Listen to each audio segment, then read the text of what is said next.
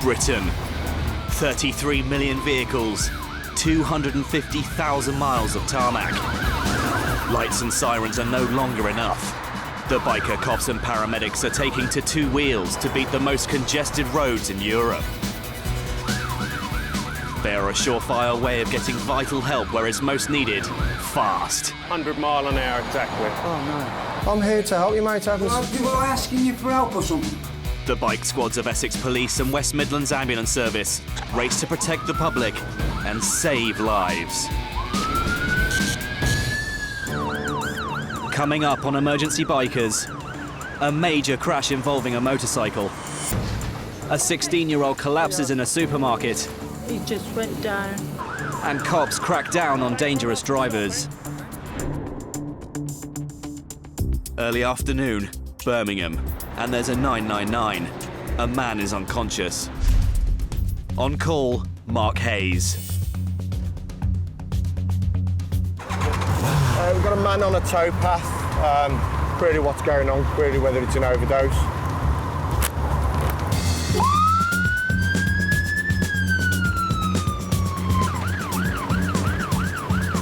Mark is racing to the scene on his Yamaha FJR 1300.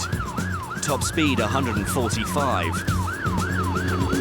The Birmingham biker paramedics carry everything an ambulance carries, and they're trained to deal with anything. To capture the action, we've put special cameras on each rider and bike, so we arrive at the scene the second they do.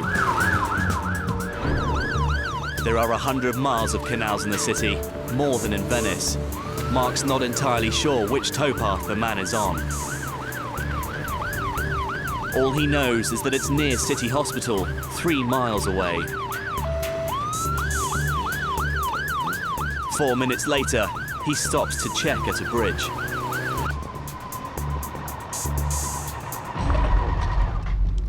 There's no one in sight.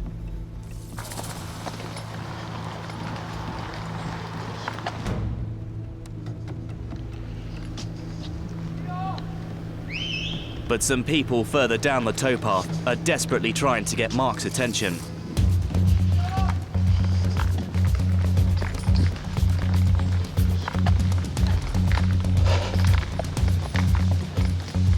Hello. He was just about to roll into the water. He was rolling into All right. the canal, you see, so we were very worried. Say again, sorry. Hello there. It's all right, nice and still. How we doing, mate? You all right? It's all right, just stay nice and still. Speak English? Yeah? No one knows how long the man's been lying there. He's dazed and confused, and it's going to be hard for Mark to find out what's happened, especially when the man might not speak much English. No English? Mark checks the man over, but finds no blood or obvious signs of injury. So you literally just saw him rolling around on the towpath? Well, what happened? We were just coming down the black couple here. It's okay, stay there. And they were trying to, he was rolling around, but he was right here when we were passing, right here with his leg over. Okay. And they couldn't leave him, so we backed because they wanted a phone. Just bear with me a second. 201. Thank you. Have we got a vehicle at all, please? At this stage, if we can have it as an A-cut, purely because I'm a bit unsure as to what we're dealing with, but this gentleman's right on the towpath, rolling around. Members of the public have stopped him going in the canal already, so as soon as possible, please. By the time we arrived here, he was actually over the actual path itself, away from the edge. But the way that he kept rolling, it was almost as if he was unaware that there was a danger here, and he could quite easily have rolled in. Mark suspects this man has had a seizure. He seems, I don't know if there's a language barrier, he seems somewhat confused. Check for Medi alerts to see whether he's possibly diabetic or any epilepsy. There's nothing obvious. We're limited to what we can do at the side of the towpath because it's now starting to rain. I don't really want to strip him off, he's already a bit damp. My main concern is that we just get him off the towpath so he doesn't cause himself any harm or anybody else. The man's agitation is a classic after effect of a seizure. So just stay nice and still. The Good Samaritans head on their way, just as the ambulance crew arrive. Pop your tongue out for me. I'm not doing it to you. Pop your tongue out. Pop your tongue out. Let's have a look. Yeah. Okay. You're all Okay. right now. Yeah, Okay. We've managed to get him to pop his tongue out. One of the classic things during a fit is they bite the tongue. He got a bit of dry blood on his lips, which, as I first suspected post-ictal, which is a state following a fit, which it all ties in basically. Take you to the hospital. No, it's all right. Get you checked over by the doctor. You nearly fell in the canal. No, Come on, up. That's a job, There you go. oh, no, all right. It's okay. No, keep still. You must keep still, because we'll all go swimming otherwise. For you, please. It's okay. He's going to vomit. What's it? Over towards Steve. Really, vomit. Okay. If you're going to be sick, over the side. I just vomit 1 minute. Okay, just I relax. vomit. Okay. No. Don't put your fingers down your throat. I vomit. Don't put your fingers down your throat. I vomit. It's okay. Just relax. I sleeping. Are you sir? Listen. Vomit. No. Don't put your fingers down your throat. I sir. No, just relax. Are you? Getting him to the ambulance is going to take some doing.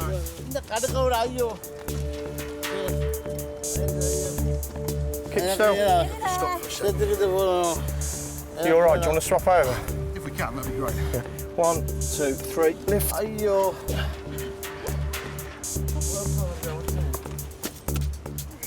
Back as well. 1 in 20 people will have a seizure during their lives. Mark has no way of knowing if this man's just suffered his first or has a history of them. Push back. Push. Push back. That's it. Keep still. Keep still. No. Water, please. Keep still. No. I think what I'll do is I'll travel with you. Okay. Right, because he's thrashing about. We're only across the road anyway, but nightmare job. Because of his agitated state, he keeps waving his arms about and seems to go off on one a bit. It's far safer for an extra pair of hands, although there's no treatment that I'm going to do. It's purely for the safety of him and obviously the crew's safety numbers. I'll go and hand over. So. At the hospital, the doctors will get to the bottom of what's up with Mark's patient and find out who he is. Grab his bag so get back. For Mark, this call was a tough one. It was a bit of a struggle. A member of the crew got the back of the chair, probably made it halfway, and he needed to stop. I mean, it was exhausting. And then I continued the rest of the way at the back of the chair. And it is physically demanding. And yeah, people don't realise that. I know I looked physically fit and all the rest of it, but it did take its toll. 8:30 on a busy weekday morning. Birmingham is crowded with commuters and a woman's fallen at a bus stop. On call, biker paramedic Steve Harris. 212 details received. Holed up in the heart of Birmingham, he can go where a normal ambulance can't, weaving his way through pedestrians to be the first on scene in just seconds.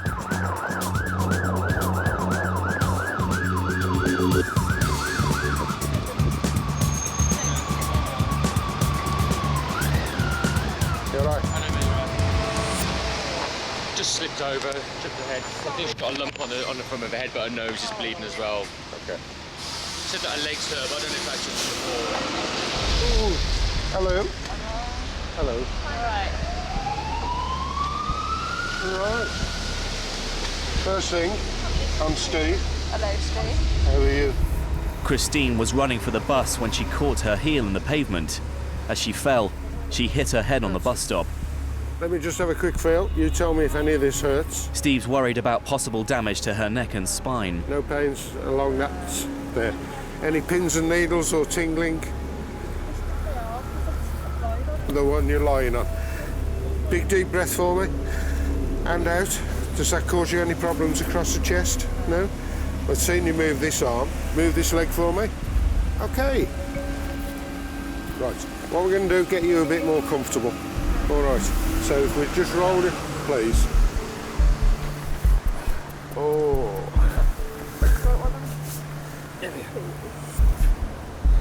Okay. Let's take that out of the way. You want to slip that inside one of the bags? Right. Can I have a look? Has it stopped bleeding? Okay. You feeling sick, lightheaded? A bit lightheaded. Yeah. If you want to lie back down, we can do. As well as a bloody nose, Christine's got a bump on her forehead, which Steve must check. You are going to need to get a hospital bed. All right. You've got quite a lump on your forehead.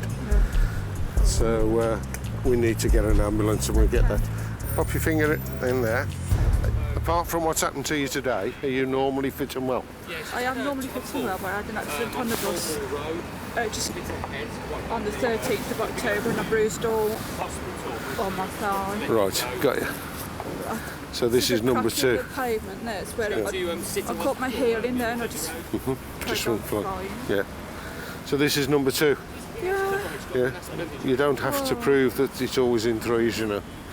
I don't know. I think I've broken my nose. I think I've broken my nose. Let me have a look. Straight at me. It doesn't look particularly broken. You've got swelling across the top, and obviously you've had the nosebleed and the lump on the forehead. All right. Okay, it's all over now.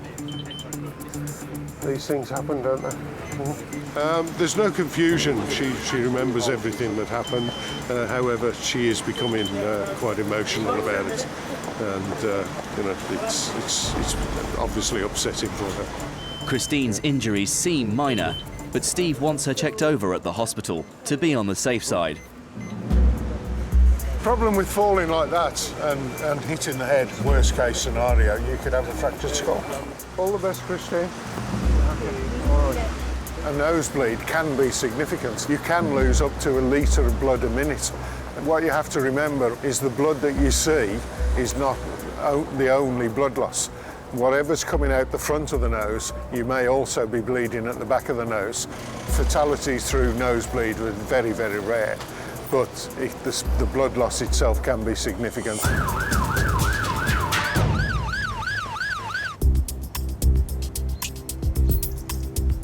Early morning at Essex Biker Cops HQ. Today's job, targeting the drivers of Clacton-on-Sea. On patrol, PC Martin Ackers.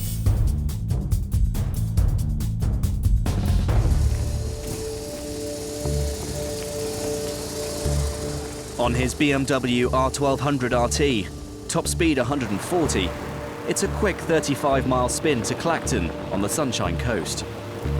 But en route, our eagle-eyed biker cop spots a lorry driver on a mobile. Thanks very much for stopping. Mobile telephones. All right. OK, you didn't have it to your ear, but any use of the mobile telephone whilst driving, you know you're not allowed to do. Okay. All right. Martin gives him a £60 fine and 3 points. Mobile phones are lethal, and lorry and van drivers are more likely to use them than car drivers. Reactions are 50 times slower, and drivers are 4 times more likely to have an accident. In the middle of Clacton town centre, a lorry is flagged down by other officers for Martin to check. Anyway, you enjoy your day. Okay, mate. Cheers now. See ya. That was pulled over for a signal that it had a driver not wearing a seatbelt. However, vehicle of that age, it doesn't have one fitted. So that's the difference between people on traffic and who aren't. It's not compulsory for HGVs built before 2001 to have seatbelts, so no ticket needed. With business slow in the centre of town, Martin gets back on the bike and on the hunt. On the outskirts of town, a Jeep has been picked up by police cameras. Martin is straight on his tail.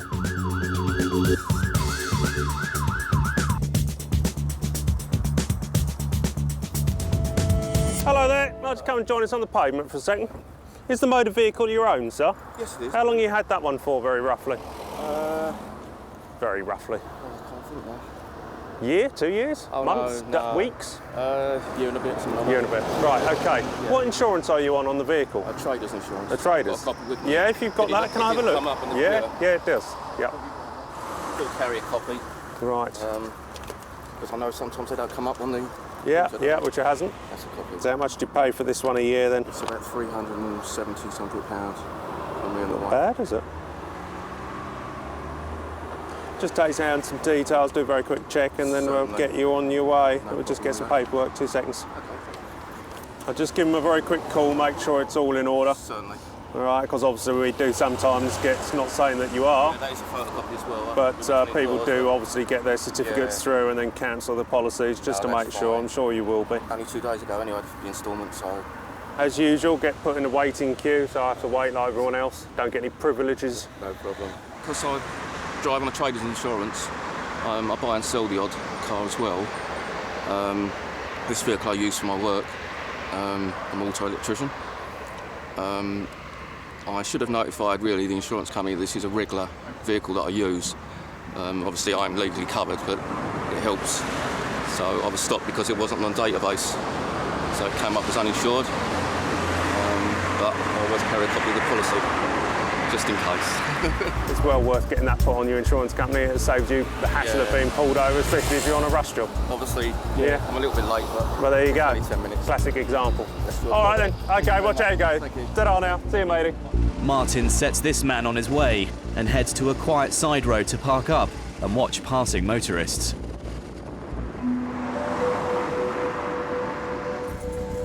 And after just a few minutes, he spots yet another driver on a mobile phone.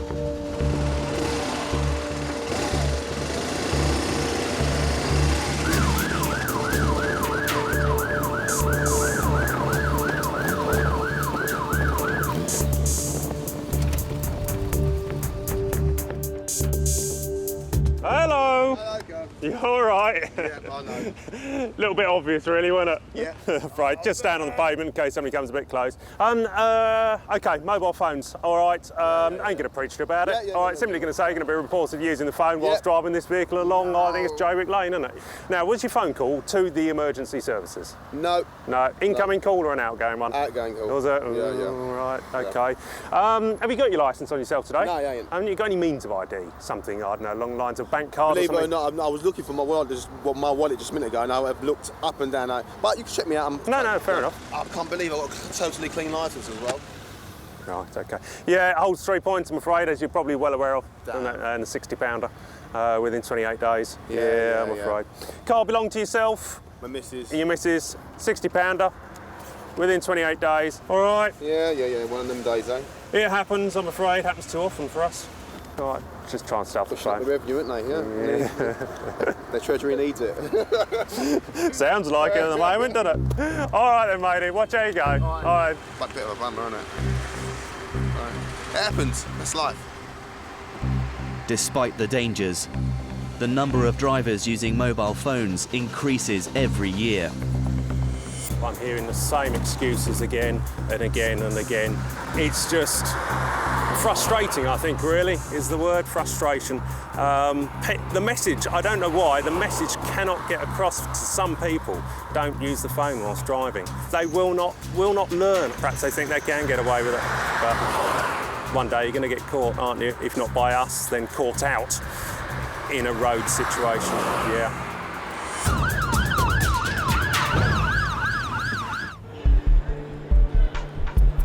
In the centre of Birmingham, the biker paramedics have a rare break in their 12-hour shift, and they're taking the opportunity to grab some lunch. Steve's buying lunch, so there's an expensive sandwich shop round here.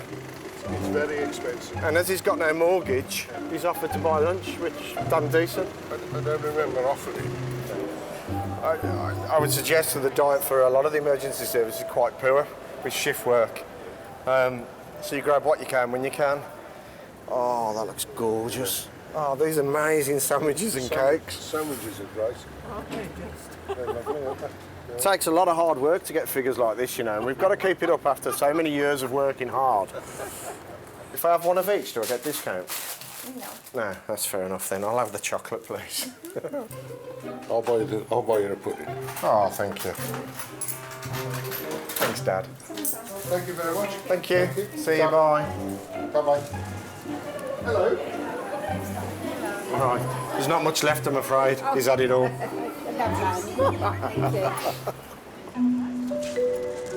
The biker paramedics are so busy, answering up to 20 calls per day, that they rarely get a chance to finish their lunch.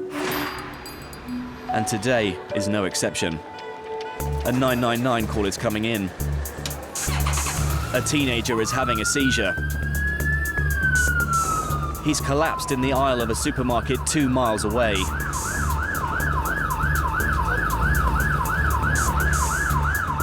Once on the open road, Steve can hit the throttle.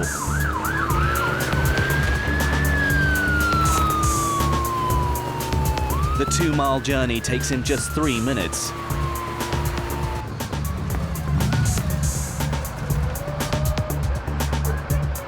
Steve arrives just after an ambulance crew. He's the highest-ranking medic there and takes charge. Hiya. 16-year-old Mark was shopping with his mum and suddenly crashed to the floor. Just going to do your temperature. All right.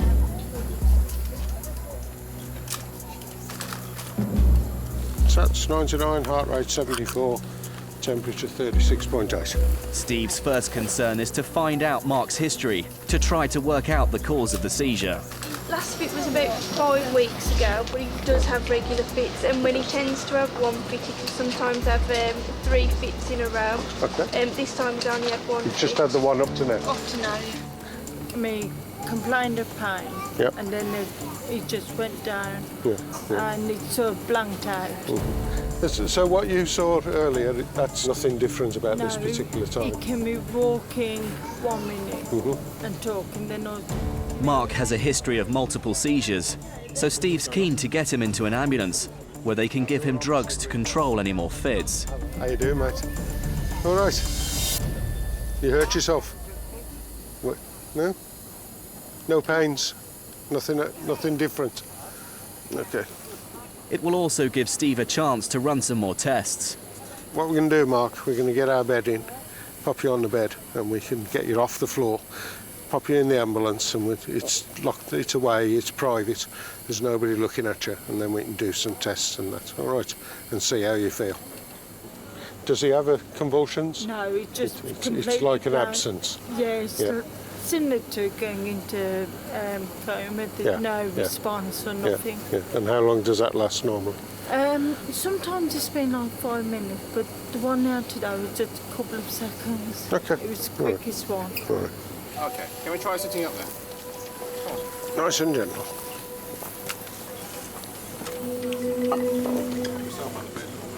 The causes of epilepsy are not fully understood. Childhood infections are one possibility. Mark's mum thinks this might be what triggered his condition.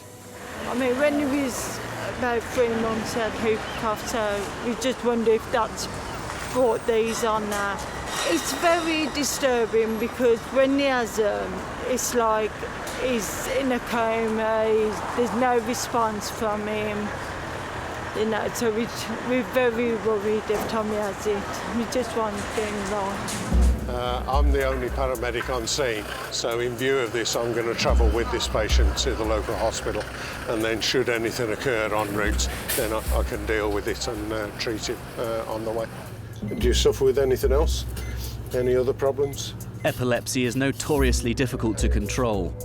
With so many factors involved in the onset of the condition and so many triggers for seizures, finding the right cocktail of drugs can take years and may never be fully successful. In hospital, the doctors will try to work out what's causing his epilepsy.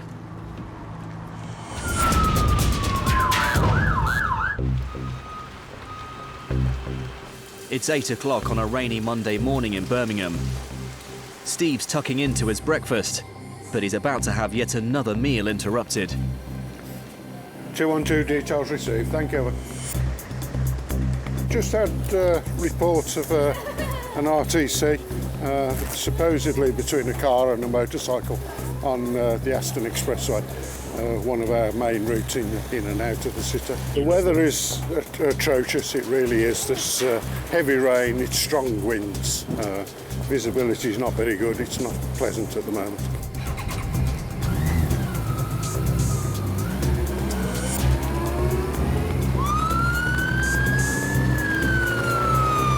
High winds and torrential rain are a biker's worst nightmare.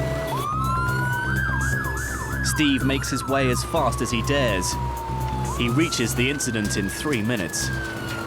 The rush hour traffic is building up on this main route, but up ahead, Steve can see a stationary car and a damaged bike. He's first on scene.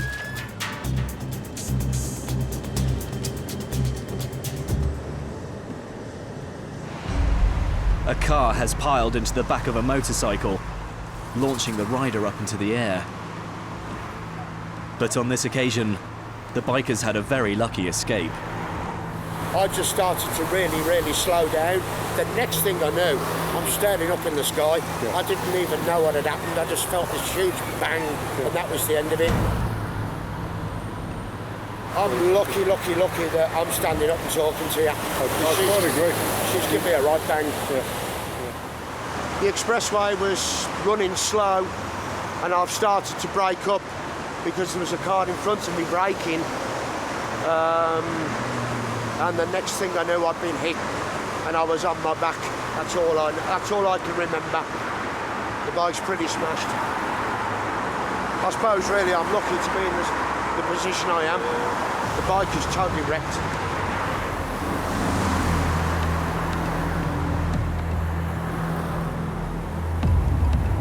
I think the subframe's gone, but I mean, if you look where the hangers are,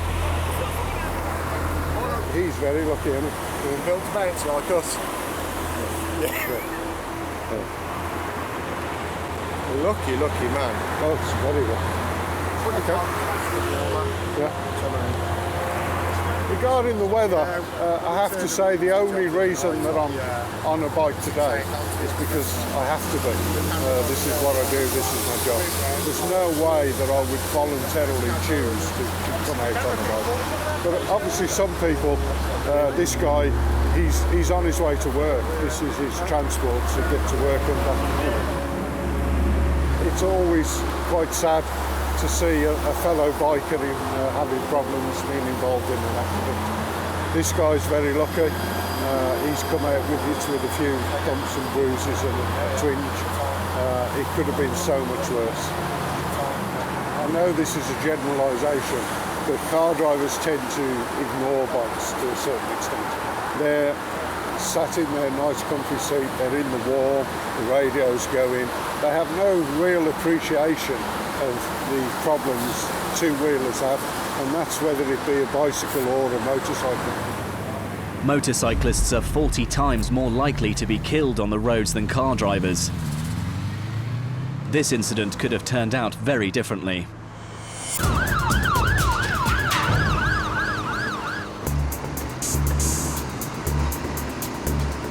In Essex, motorbike cop PC John Harmon is on patrol.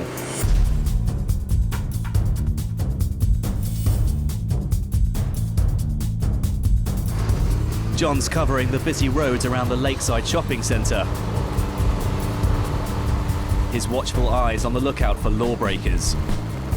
The motorbike cops sit higher in the traffic than other vehicles. This gives them a huge advantage over their patrol car colleagues when it comes to spotting dangerous drivers. And John has seen something wrong with the van in front of him.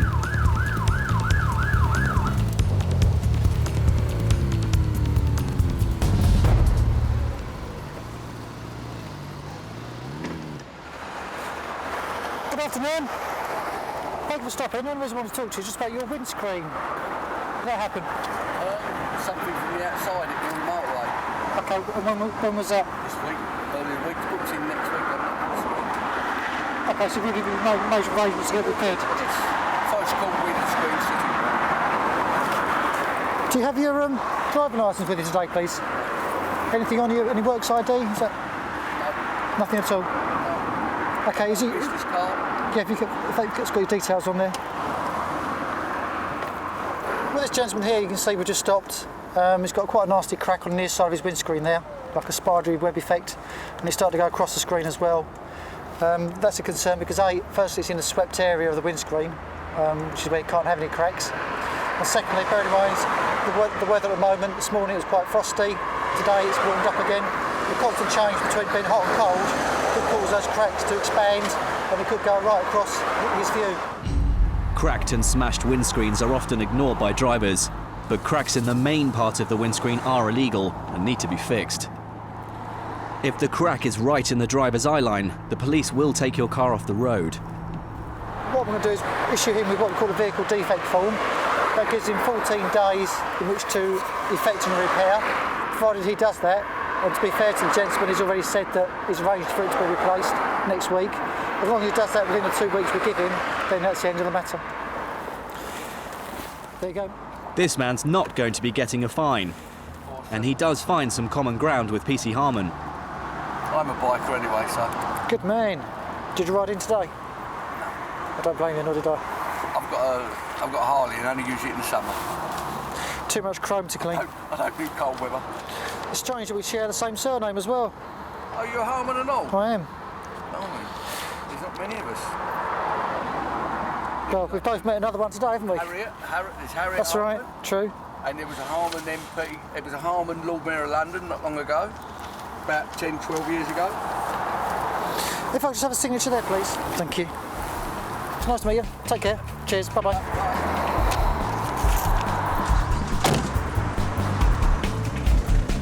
He says he owns a Harley. I get the impression because of the weather's now changing, he won't be out on that again until the new year, new season next spring. But then, in fairness to him, I want to polish all that chrome and keep it nice and clean. And there is like a kind of a camaraderie-ship, if I can use that term, between us. And it's nice to stop and talk to somebody. And you find out they're another biker, and you find out where they've been, places you've been, and it just sort of cascades from there, really.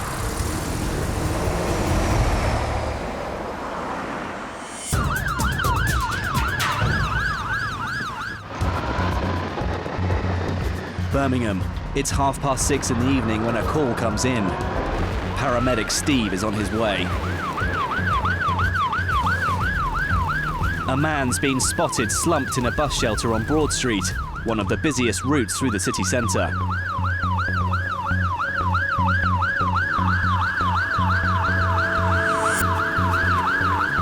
With temperatures plummeting after dark, Steve must reach him fast and find out what's wrong. The rush hour traffic's clogging the streets, and in emergency situations like this, Steve can leave the tarmac behind and take to the pavement. He reaches the scene in just 3.5 minutes. Hiya. Nobody here need ambulance? How is him? Hello there. Somebody has phoned for an emergency ambulance. So, can I go home then? I don't know. What's wrong with you? No, I'll go. I'll go home, right? Yeah. How do you feel? I'm feeling all right. All right. Have you had a drink? I had a drink. Yeah. A little drink or a big drink? I had a drink. Right? You've had a drink. Okay. Yeah. Have you fallen on the floor at all? No. No. No. No. Right. So, someone has phoned 999 because they're worried about you. Is it? Yeah. So you can take me home then? No, I'm not going to take you home. I'm an ambulance man who's come out for an emergency call. So you can Do you take me need home? No. No. Taxis take people home, ambulances don't. No. Where have you got to go to? I have got my... Are all those your bags? Yes. It is mine. Those aren't his? Yeah, it is for me. Not for him. Whoa, whoa. Whoa. Chap, those aren't your bags. They're his bags. Hang on. No, those are not your bags. They're his bags.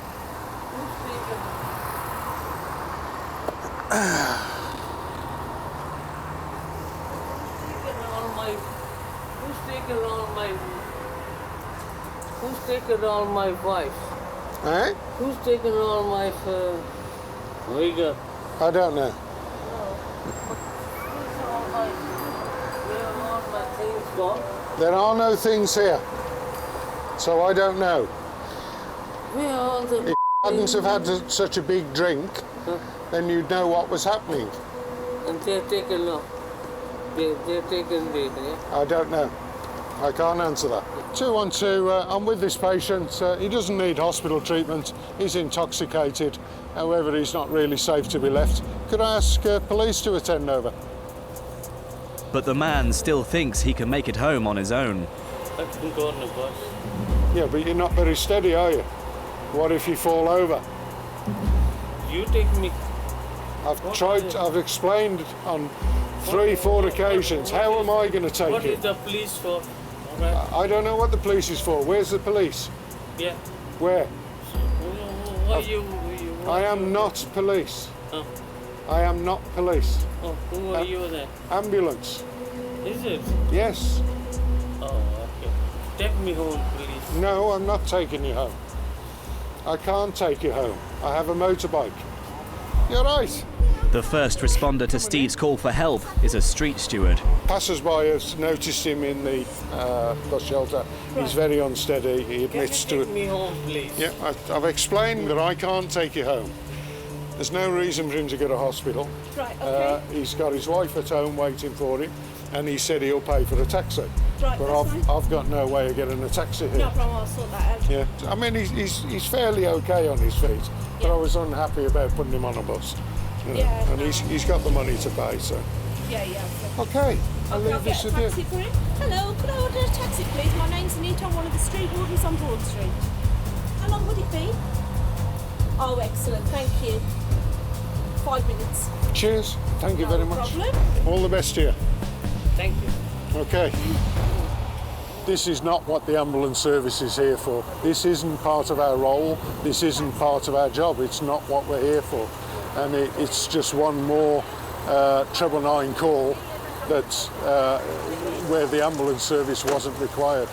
The amount of calls that we get, I believe it's only about 10% of 999 calls to the ambulance service are what we would consider genuine, life-threatening A category calls, and those are the calls that we're actually here for.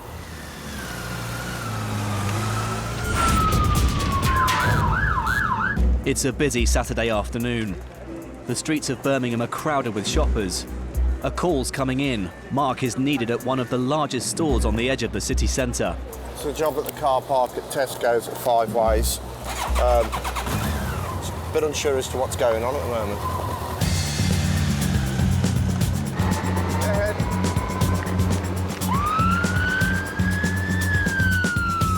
The supermarket is just over 2 miles away.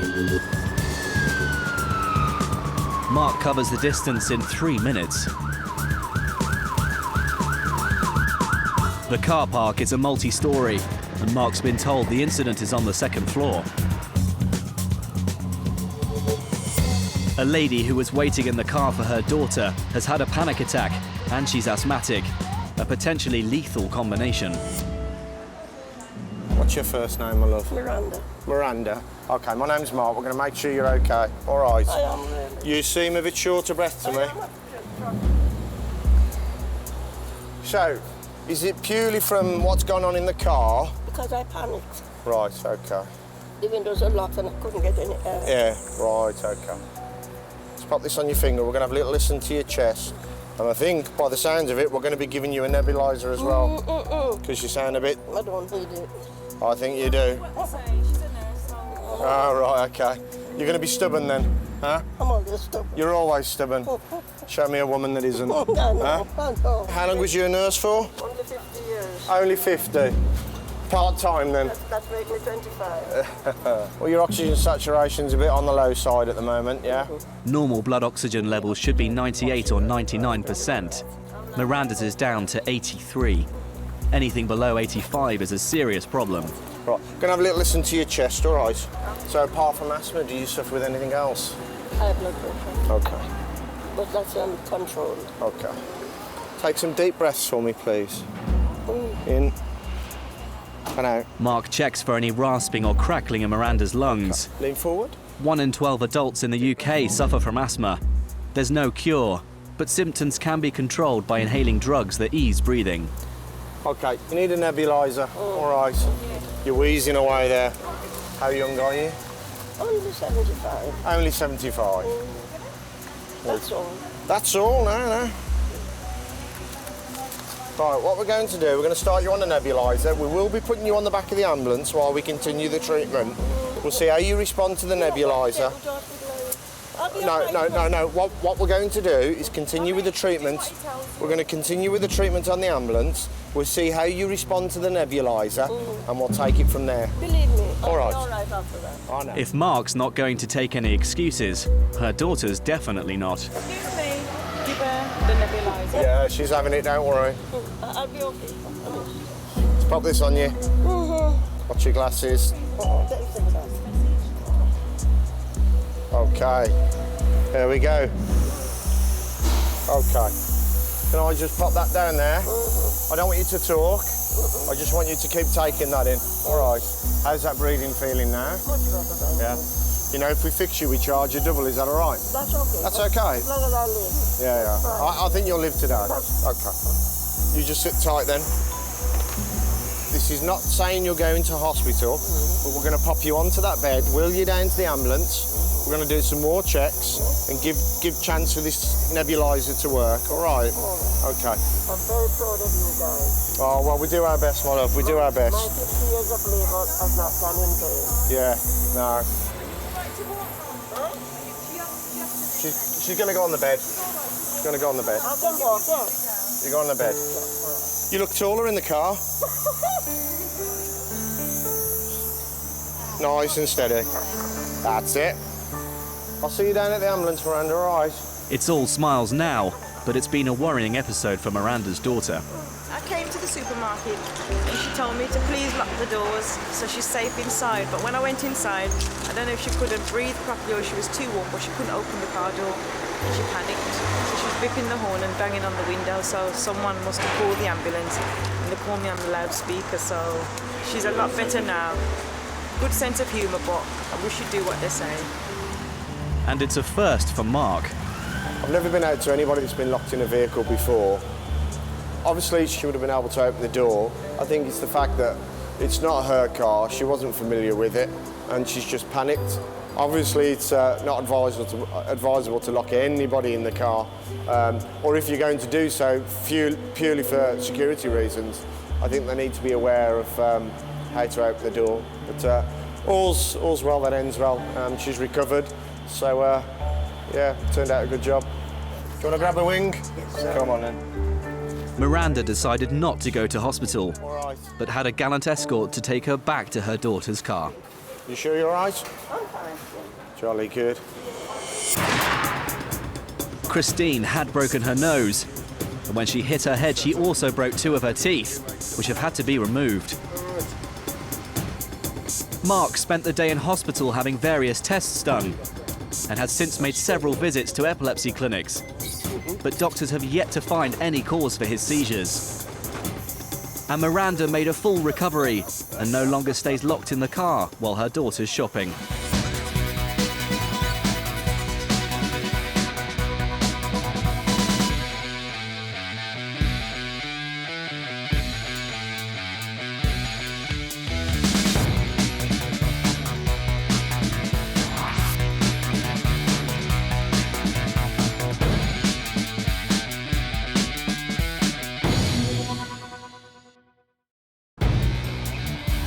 Britain.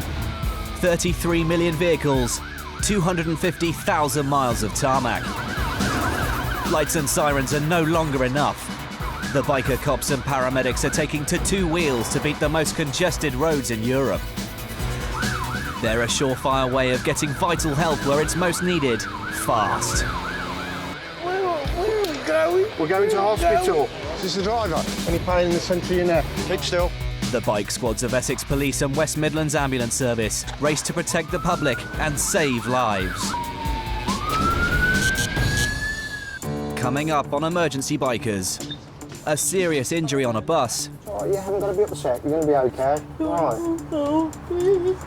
Hello, naughty. Essex cops have their hands full. I can see that you two are trouble, aren't you? And paramedics are called to a prison cell. Do you understand paramedic, ambulance? Birmingham.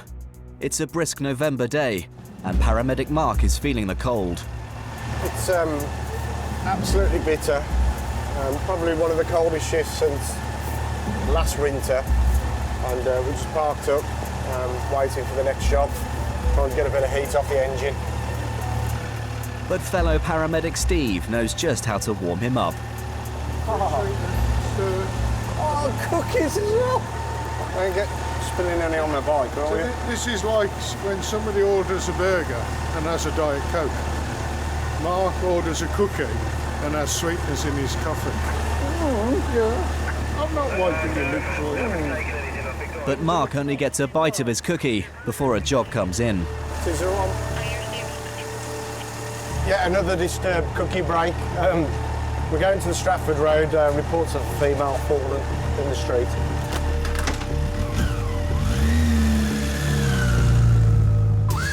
The Birmingham biker paramedics race to any emergency within an 8-mile radius of the city centre on their Yamaha FJR 1300s, top speed 145. They carry everything a traditional ambulance carries, and they're trained to deal with anything.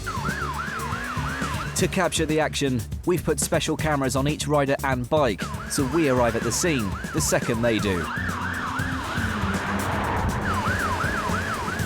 Bikers are less protected than car drivers. Mark and Steve can reach speeds of over 100 miles an hour getting to an emergency, making them extremely vulnerable.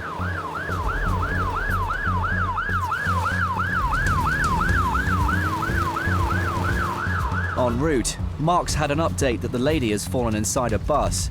It seems the bus driver has been having traffic problems of his own. Hello there. All right. The car's cut me off. I've had to brake. She's come out the seat, and I think.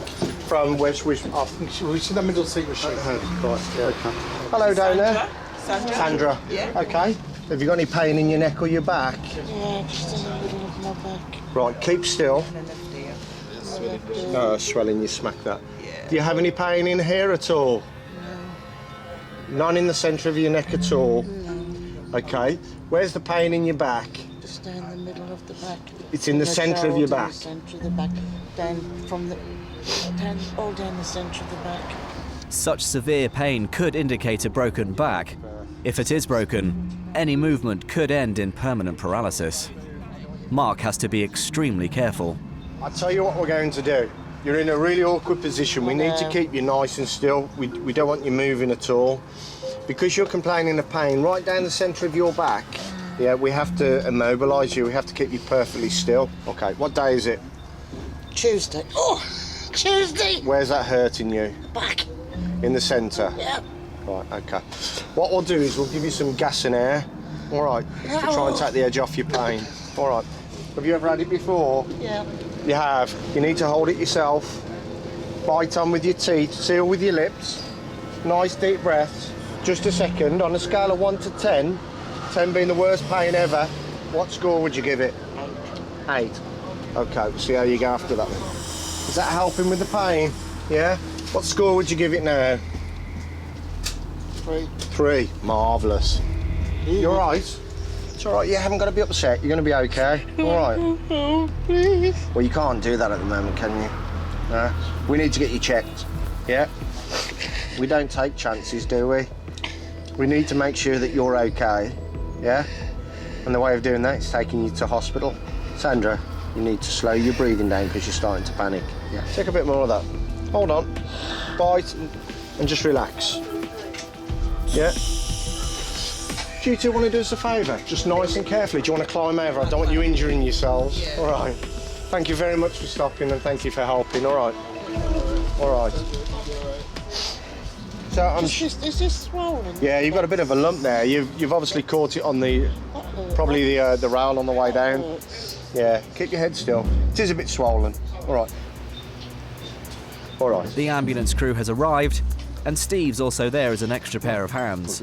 How are we doing? All right. They're upside down there. They are upside down, yeah. Nice and still, Sandra. Bit of a training school job, I'm afraid. Pop the board on and we'll slide her onto the board, pull the board down into the opening, and then obviously secure once we've got her down there. Does that sound like a plan? We've got a colour? Sandra may have fractured one or several of her vertebrae. If one of these dislocates during the rescue, it could sever her spinal cord. The higher the break, the more of Sandra's body could be paralysed. A broken vertebra in the neck, if dislodged, would leave Sandra a quadriplegic. Immobilising this area is top priority. All right, nice and still. It's impossible for the team to completely immobilise Sandra's back where she's lying. Getting a spinal board underneath her is their best bet. On 3 then.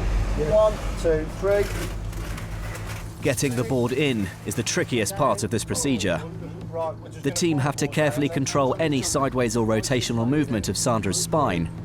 No easy task in such a confined space. 1, 2, 3. On 3 again. 1, 2, 3. And stop.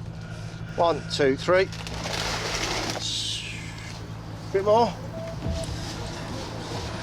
1, 2, 3. Marvellous. It's going to be a bit tight on your ankles, all right? Just stop you running off before you pay the bill. Right, we're nearly done now. We're going to load you onto the ambulance. We're going to go on 3, yeah? Ready. 1, 2, 3, and lift. I didn't get my licence by driving like that. Okay. You down yet? Lovely. Watch yourself on the ramp here coming off, please. Oh, you're all right. You're going down. It's like being At the end of the day, this job's classed as an RTC, road traffic collision. Reason for that being, there's a car that's cut this bus up, narrowly avoiding collision thanks to the bus driver's reactions with the brakes. However, it still caused a lady to be injured on a moving vehicle. I myself have been involved in RTCs where the drivers haven't stopped, they've knocked me off and just left the scene. And it's a really, really sad time that we live in at the moment.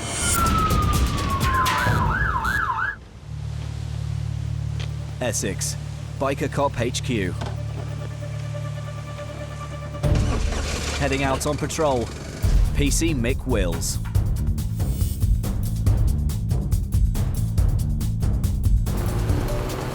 It's morning rush hour on the A12, one of the county's busiest and most dangerous roads. Every day, over 80,000 vehicles thunder along this stretch of dual carriageway. Cars, vans and HGVs hurtle along the road, often exceeding the national speed limit. But today, Mick has spotted something unexpected in the nearside lane. It's a tiny moped travelling at half the speed of the passing lorries. The moped's missing its rear L plate, but that's the least of the rider's worries.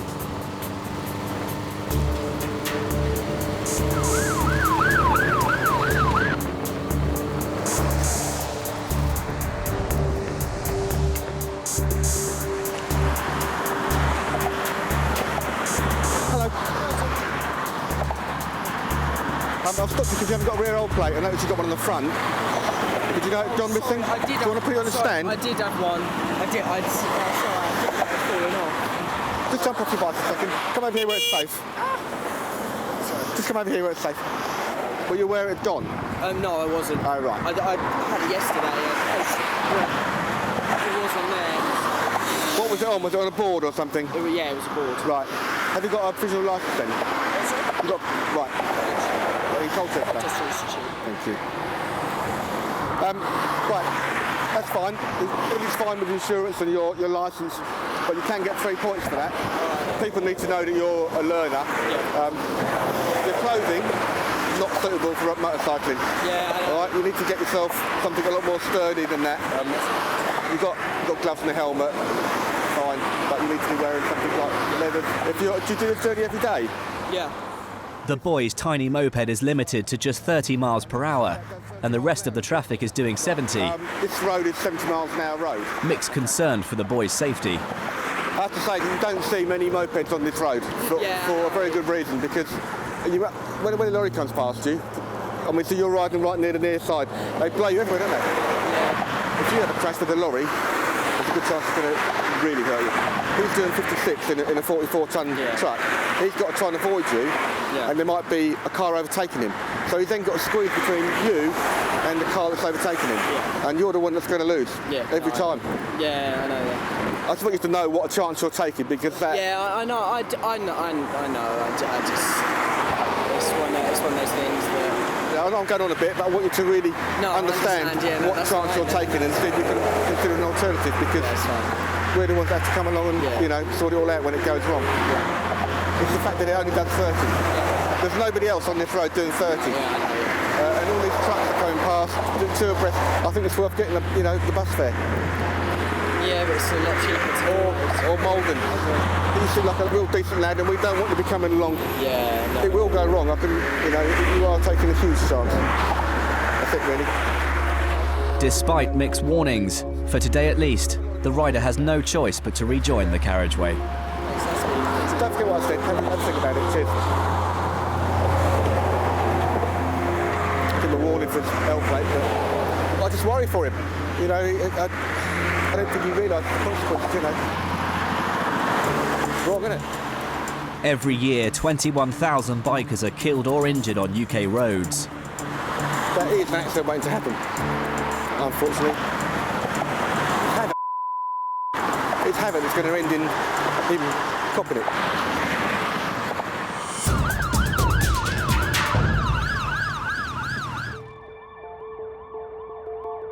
Birmingham. 1 million residents spread over 200 square miles, all covered by 2 biker paramedics. On the bike today, Steve Harris.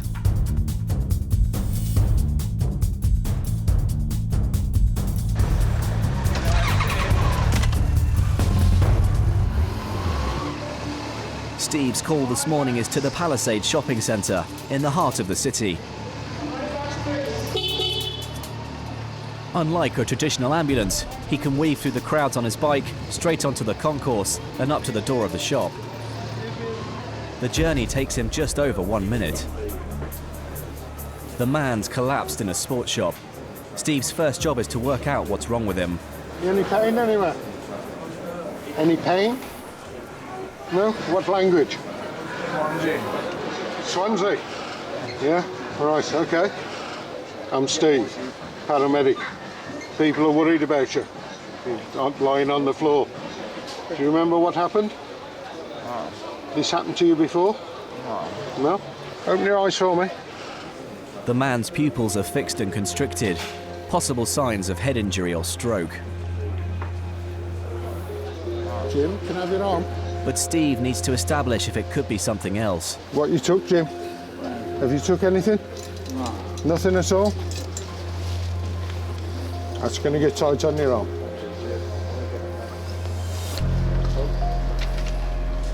Okay.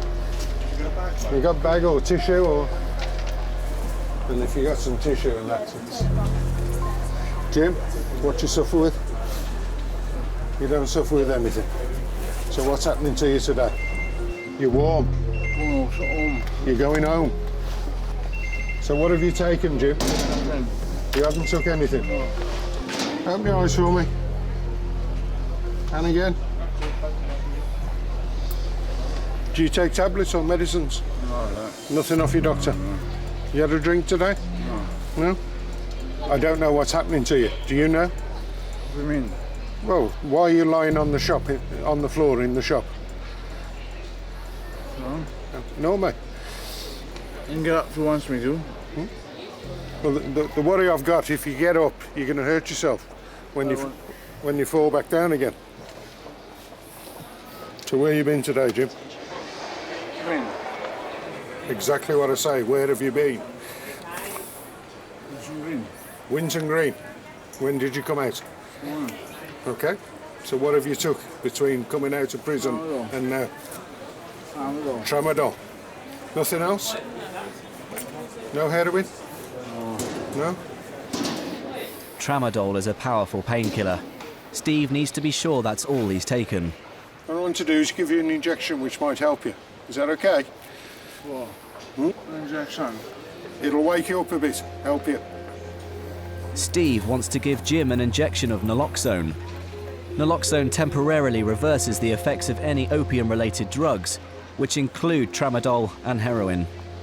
It should wake Jim up, but it won't last for long. As Steve prepares it, the ambulance crew arrive. How do you feel? Right. Think you can be able to walk? Yeah. Yeah? Well, try stand up, mate. What's you heard? Sorry, it's your shelf. Oh. Yeah, what's it? Can I give you that injection, Jim? Because you're not right, are you? Yeah? Hopefully, if there is anything in his system, it'll just help wake him up a little bit.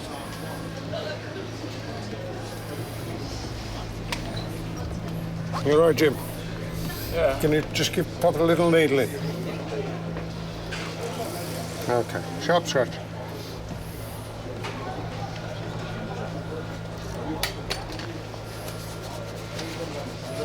All right. So how you doing? Yeah. What time did you come out? Oh, sorry. Are you eating since? Nothing to eat. And how long are you in? 3 months. Okay. Get you on the stretcher, mate. Come on, then, Jim.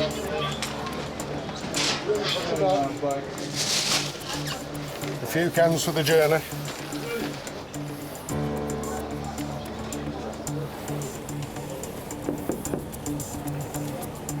Hiya. How you doing? You feeling a bit more awake and aware now? Yeah.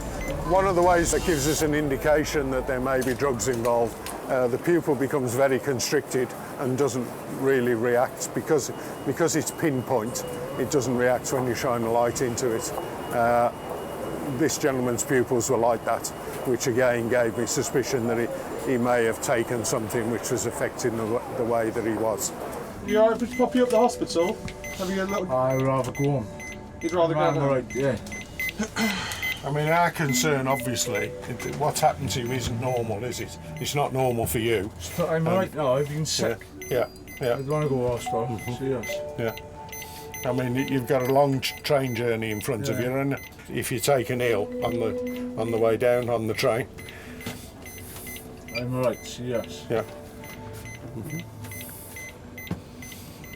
So, you're not going to let us take you to hospital? No. Your heart rate's a bit too high, and there's no particular reason for that. You don't look very well. I can't stream. So do you understand that we're worried about you? Yeah. I'm alright, yes. I'm alright. What we'll do, we're going to get you to sign our paperwork and say it's against our advice. I mean, both of us would advise that you attend hospital, you know. Okay. That sounds like it. All right, all the best, Jim. This gentleman was very, very confused. Initial impressions, he could have been diabetic, he could have been epileptic, or he could have taken some drugs. Once naloxone stops working, then he could well collapse again. However, we can't force people to go to hospital. We can just advise and try to press them.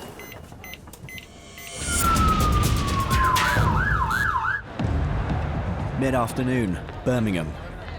Biker paramedic Mark Hayes has just been called to a police custody cell.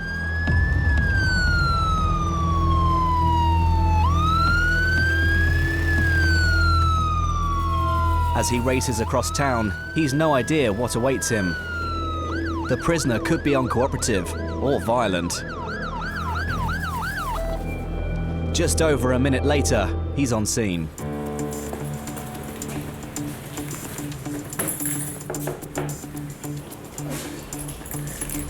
How are we doing? You're right. Basically, he was arrested for crying all the time because of what she's done, but that's separate to that. Okay. She's vomited just solely onto her stomach, and she started vomiting just over there in the far corner. Okay. Making a bit of a sort of dramatical show of it, but because she speaks Chinese, not very good English. Okay. How long's she been in your care?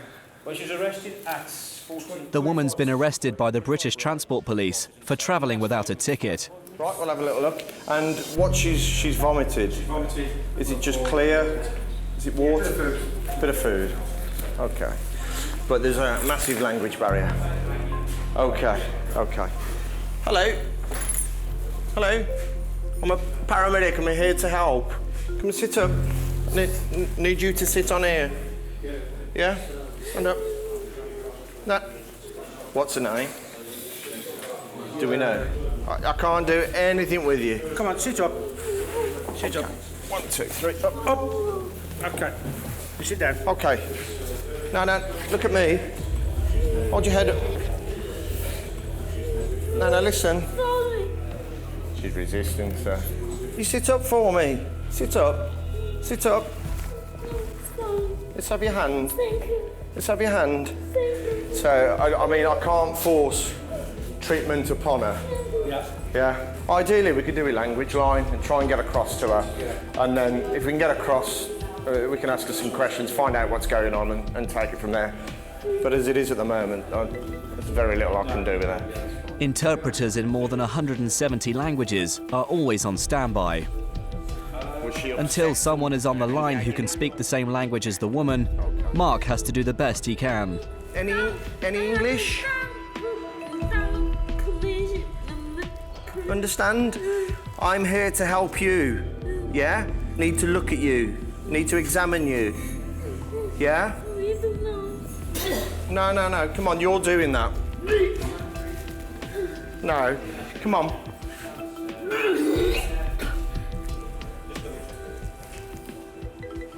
Those are fine. Okay. And you have pain? Yeah? How long? I've got a Mandarin-speaking interpreter, so if you want to do marvellous. Yeah. Just communicate. Thank you. Hello. Hello there. Could you please ask her? Can you ask her what the problem is and how long she's had this problem? Here you go.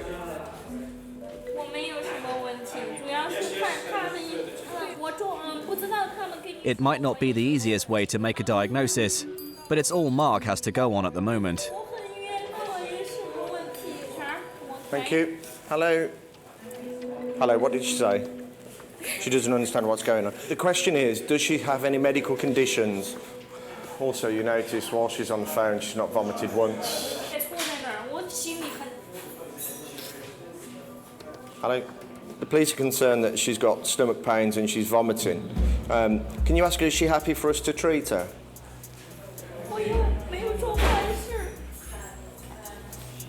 Hello. Okay. So she's refusing any treatment. Is that what she's saying? After nearly 20 minutes of toing and froing, Mark finally gets a clear picture. She's told the gentleman that she's refusing any treatment. There's nothing wrong with her, and she doesn't know why she's been brought here. Hello? The police have a duty of care, and because she's been vomiting and holding the stomach whilst in custody, she needs to be taken to hospital to be assessed. Obviously, if she gets to hospital and she refuses treatment, then so be it. She'll just end up being brought back. So our hands are tied. We're just arranging transport at the moment to take her up to City Hospital. It just prolongs the inevitable for the lady that's in custody. But, you know, we treat everybody as we find. Okay. Oh. The woman will be escorted to hospital by the police. Her symptoms seem to have disappeared, but no one can take any risks. Mark has his suspicions. I have to say the episode of vomiting that I did witness appeared to be somewhat forced. It could be a mixture of, you know, anxiety. She's worked up, she's been detained by the police for whatever reason, and I'm sure that can be a scary and upsetting process. So that could be a reason for her vomiting. Plus also some people do occasionally think that, you know, if they're unwell then the police aren't going to keep them, they've got to get hospital treatment. I'm not saying that this was the case, but it does happen, and it happens on a regular basis.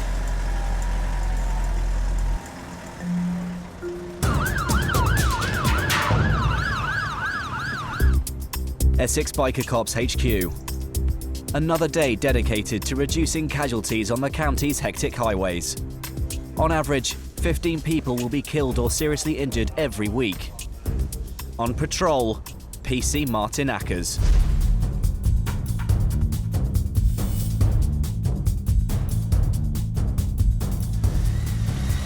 he's got one notorious road in his sights. The A12 has now become our #1 road in Essex, whereby we're receiving the highest amount of fatalities and crashes where people receive serious injuries. Literally since April this year, we've had 26 of those styles of crashes. Done checks here in the past and had some pretty silly speeds down here, up to 130 odd mile an hour.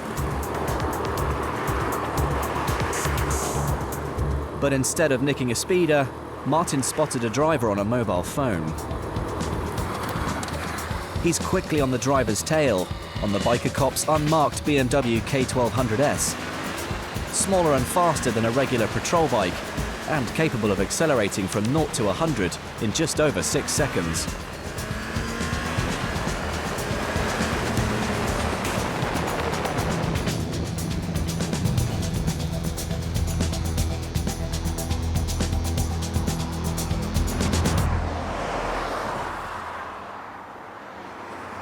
Hello there, have a quick chat with you. Thanks very much.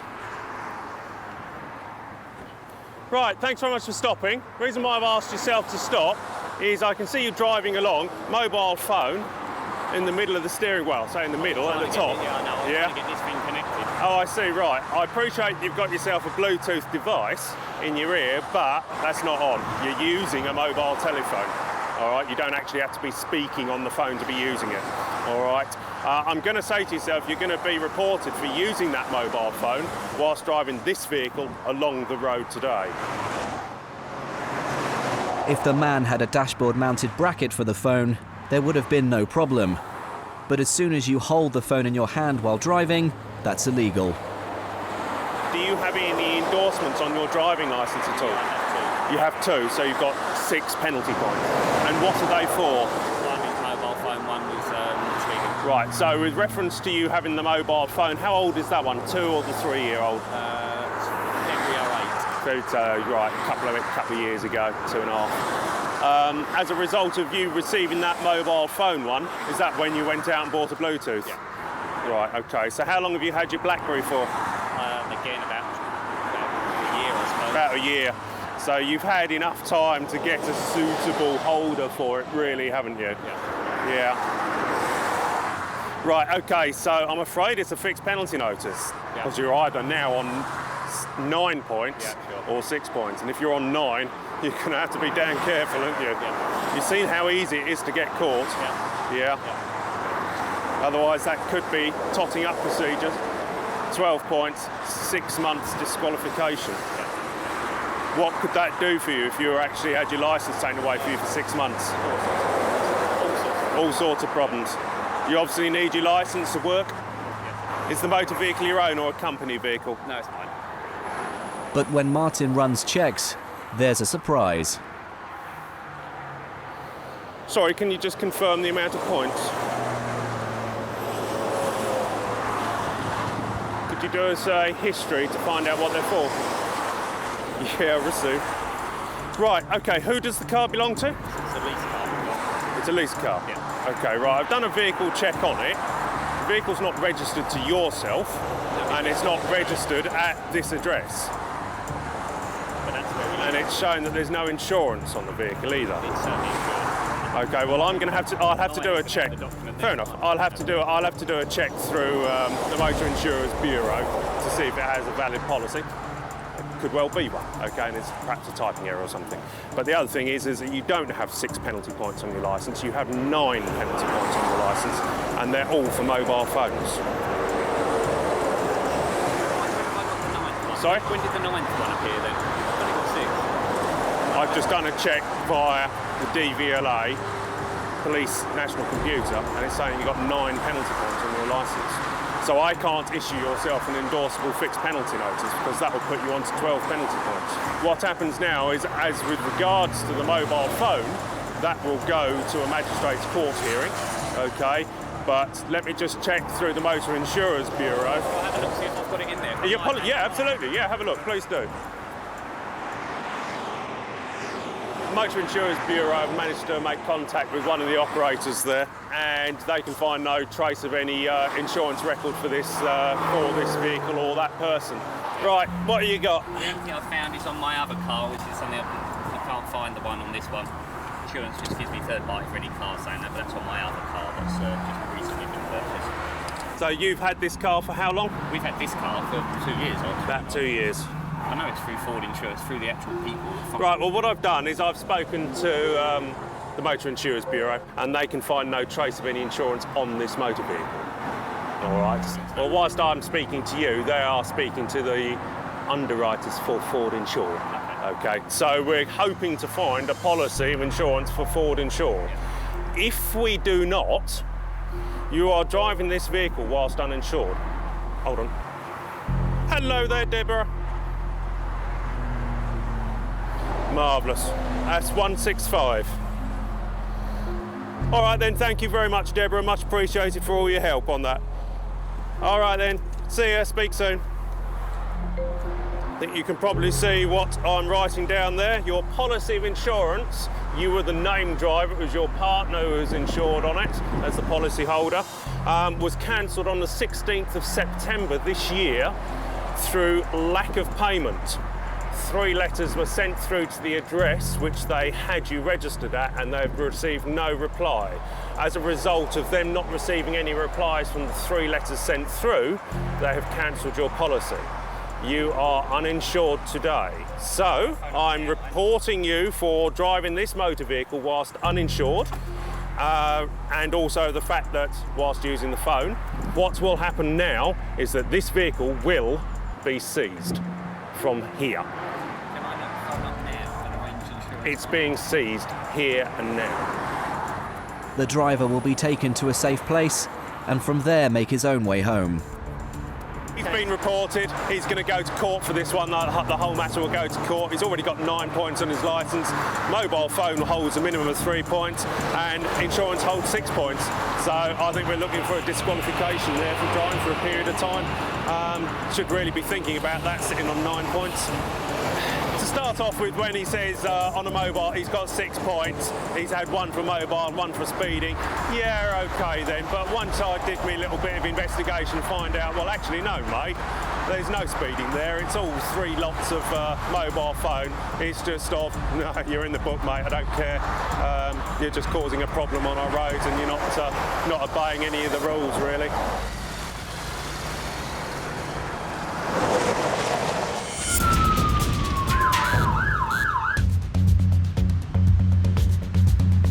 Late afternoon in Birmingham. It's dark, it's cold, it's damp. Perfect conditions for nasty trips and falls. 212, Roger, received. Thank you. And it's not long before biker paramedic Steve Harris is called to help a woman who's come a cropper.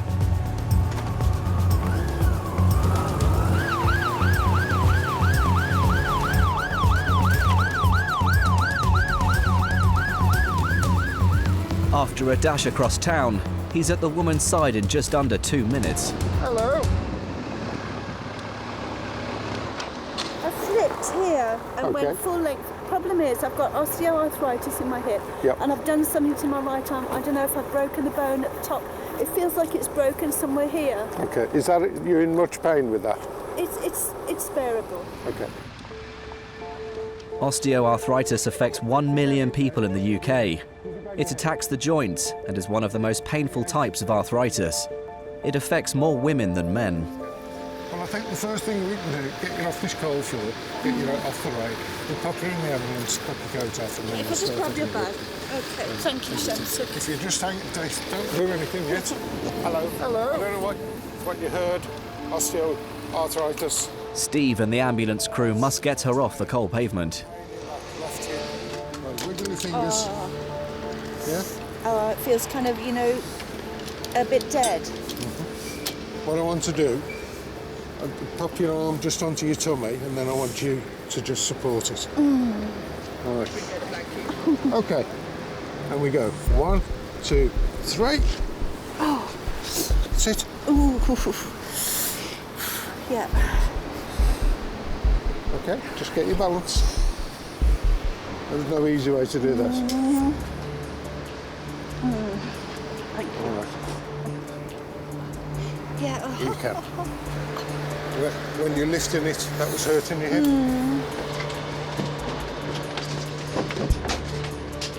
In the warmth of the ambulance, Steve needs to check exactly what's happened to Janet's arm.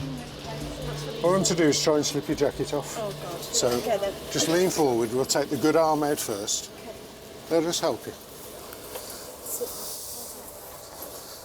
And we're just going to slip that down over your arm.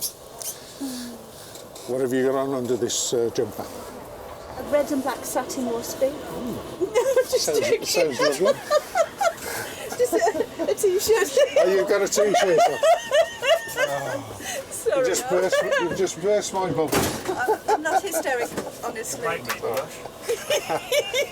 Right, as you've got a t-shirt, Yes. same again, we'd like to take You're going to take the jumper off as well. And again, just relax. And again, I'm just going to hold your arm. Just slide it out. Show us where the pain is. Right across there. No pain up in your shoulder? It's No pain where don't touch it. it's kind of wrench pain, you know what I mean? It's like Did you hear a crack or anything like that when you went down? I felt something, but I was so nonplussed by what happened. I can't really rely on what I remember. Do you know what I mean? What I want to do is just pop the syringe I was around crossing this. myself. On a scale of 1 to 10, how bad's the pain?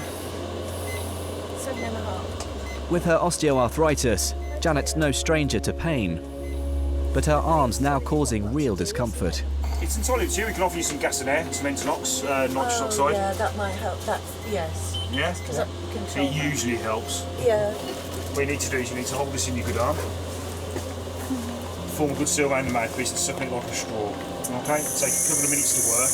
And as soon as you stop taking it, it'll take just as long to wear off, okay? As you breathe in every breath, if you keep taking it. This patient, she's got an ongoing chronic problem with the hip anyway. So she's used to pain and decreased movement in her hip. And that's what she lives with all the time. However, obviously falling onto the hard pavement, that's aggravated that injury. But the main problem, that I perceive at the moment, is the pain to her upper arm, where she's put it out to try and save herself. Even though I was in pain, I remember that this man's name is Steve, because he's been very kind to me. And this stuff's very good. It's better than a cocktail. It's very good, yes. It's always nice to be appreciated. I mean, really nice lady. She's got even though she's obviously in pain and she's hurt herself, she's still bouncy. She's still got a positive attitude to what's happened. She's going to sail through this.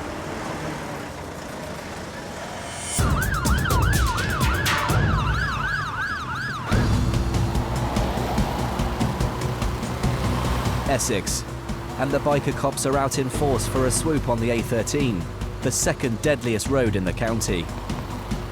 In 7 months alone, 18 people have been killed or seriously injured. HQ for the day, a roundabout. Heading up the operation, PC Ray Jeffrey.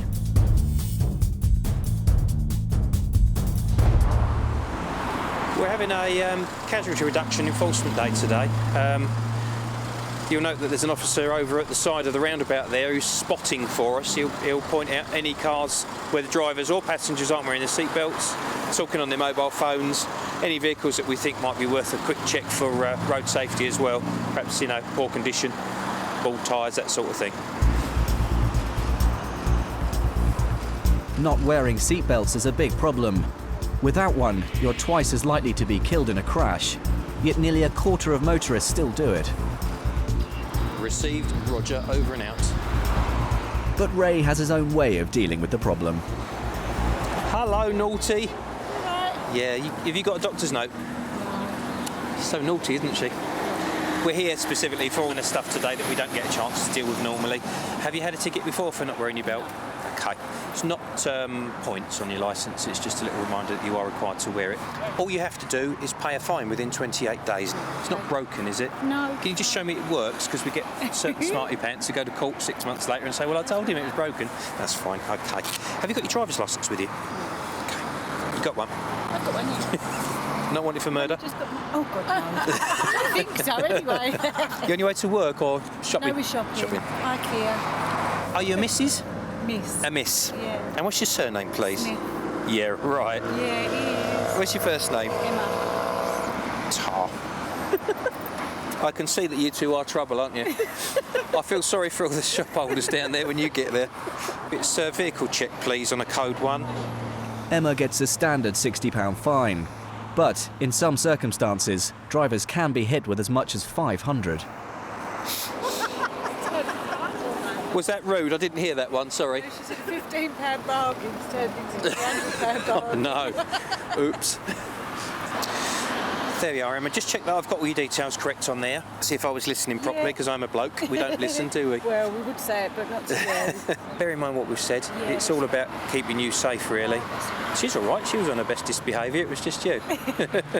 When you move off, just be careful in case something comes that way. Yeah, go around the roundabout and don't spend too much in the shops today. Now. See you then.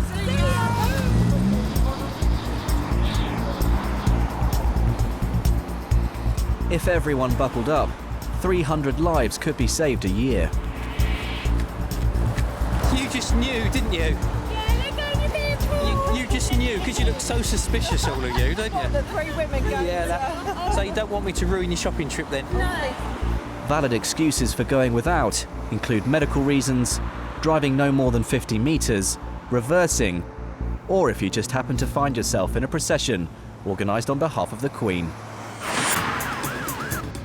Janet hadn't broken her arm, but had strained the ligaments. An X-ray showed she now has osteoarthritis in her shoulder. The man on his way back to Swansea did eventually make it home safely. And Sandra had a lucky escape. No breaks, but a badly bruised hip. She's recovering well at home, and she's so grateful, she sent the paramedics a thank you card. Then, like a shining ray of light, I saw you standing there. You helped me and supported me, from a grateful lady. To actually go out, buy a card, write a card, you know, there's thoughts gone into it. It's really nice to be appreciated. It does give you a nice feeling.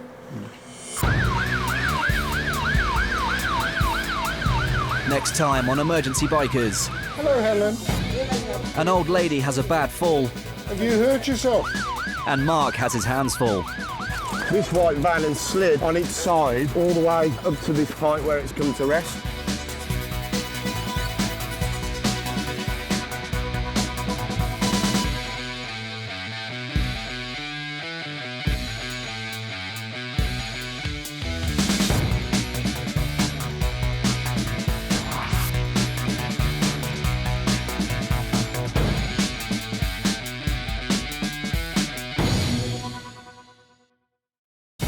Britain, 33 million vehicles, 250,000 miles of tarmac.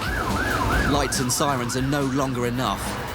The biker cops and paramedics are taking to 2 wheels to beat the most congested roads in Europe. They are a surefire way of getting vital help where it's most needed, fast. Right, God. Big deep breath for me. Okay. The bike squads of Essex Police and West Midlands Ambulance Service race to protect the public and save lives. Boy, well done. Coming up on Emergency Bikers, a child has been hit by a car. Well done. Police have their hands full in Essex. Please let me. You've never let me finish. But we didn't drive. And stop. let me explain it. Yeah. And a woman runs amok with a knife. Just get out! Birmingham, Britain's second city, home to over 1 million people. Here, biker paramedics can face as many as 20 calls a day. But where there were once 3 bikers, now there are only 2.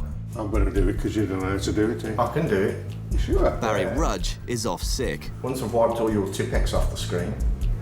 And at Bikers HQ, Steve Harris and Mark Hayes are holding the fort.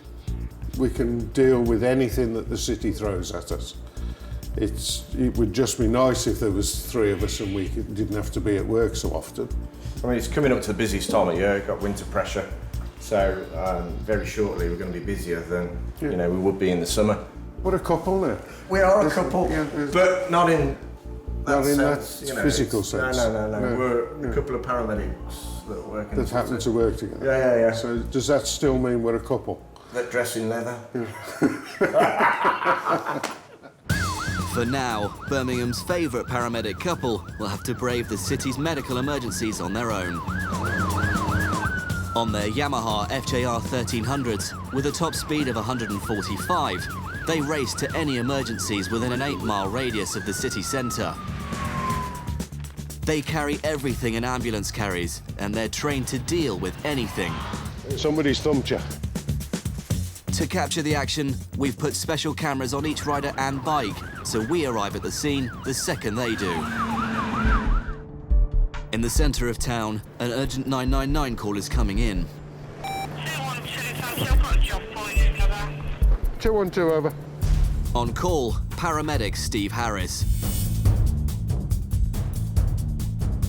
I've just been told a young child has been hit by a car, so off we go.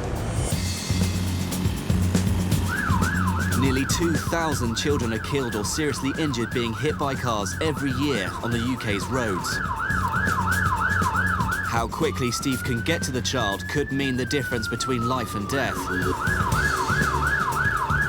And there's no faster way of getting there than a motorbike. The scene of the accident is nearly 2 miles away. It takes Steve just 4 minutes. He's the first on scene. Boy's hurting. Right, okay. A 6-year-old boy was playing in the street and has been knocked off his bike. A bystander has been doing what she can. Has he been awake all the time? He's been awake all the time, he's been talking, he's been crying. He has said he hasn't got any stomach pains. Okay. He said his neck's not hurting. Yeah. He's counted my fingers, he stayed focused. Excellent. There you go. You've done a wonderful job, thank you. Doctor's going to have a look at you now, okay? Here we go. No, he can't because all his head is feet. He can't because all his head is right. Mummy's here. Your mum, are you? And what's his name? Does he suffer with any problems, any medicines, any tablets? Asthma. Asthma? Oh, you keep nice and still. Tell me if this hurts where I'm touching. I know it hurts there. You've got to bump your head, don't you? Hey? Oh dear. Okay. Right, I'm going to have a little listen. In a lot of pain, and Steve's first job is to make him a bit more comfortable. Do you want to go with some more or more? Yeah. Pop that round, Jack. And is that hurting a lot? Can I give you some medicine? Mum, do you know whether he's allergic to anything? He doesn't take any medicines, tablets? Just inhaler. Inhaler? Steve wants to give him Oromorph, an oral version of morphine. 4.2 milligrams, 2.1 mil. Right, this is medicine. It is. And what we do, we pop that in, and you take that in. You swallow it down. Steve suspects may have broken his leg, so an ambulance has been called to get him to hospital. That magic medicine's going to make it go away. All right, here we go. Open your eyes. You're going to have to help me. You see the wounds? His skin to his side of his head and his cheek, so he's ready. Got a little patch on there. Yeah, sure. Yep. Keep still, it's okay. Keep still, keep still. Here we go. Keep still. Steve has to cut off trousers to get a better look at his leg. Just going to feel a little bit of warmth on there.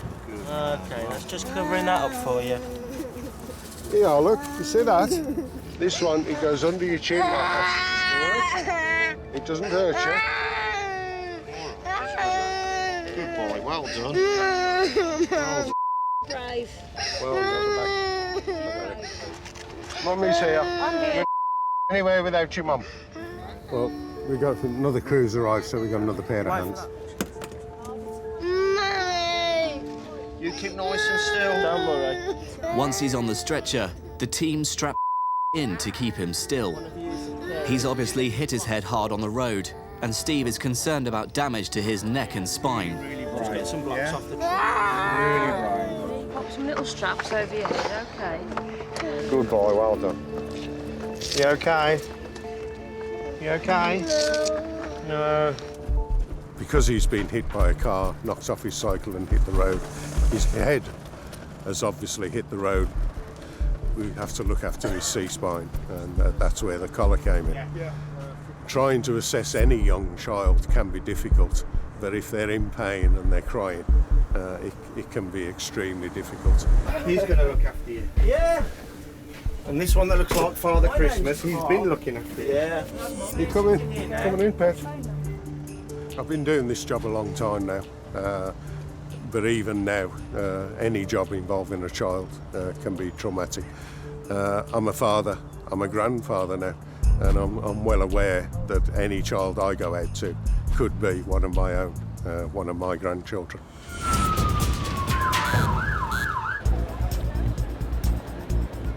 It's 8 a.m. in Birmingham city centre. Paramedics Mark Hayes and Steve Harris are waiting for their first call of the day. And they don't get far into their coffees before a call comes in. Mark Hayes is responding.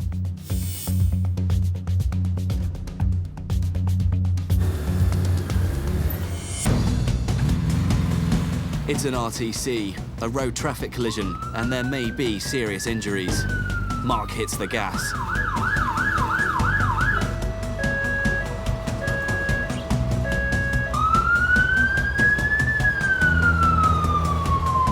But just 400 meters into his journey, he's flagged down.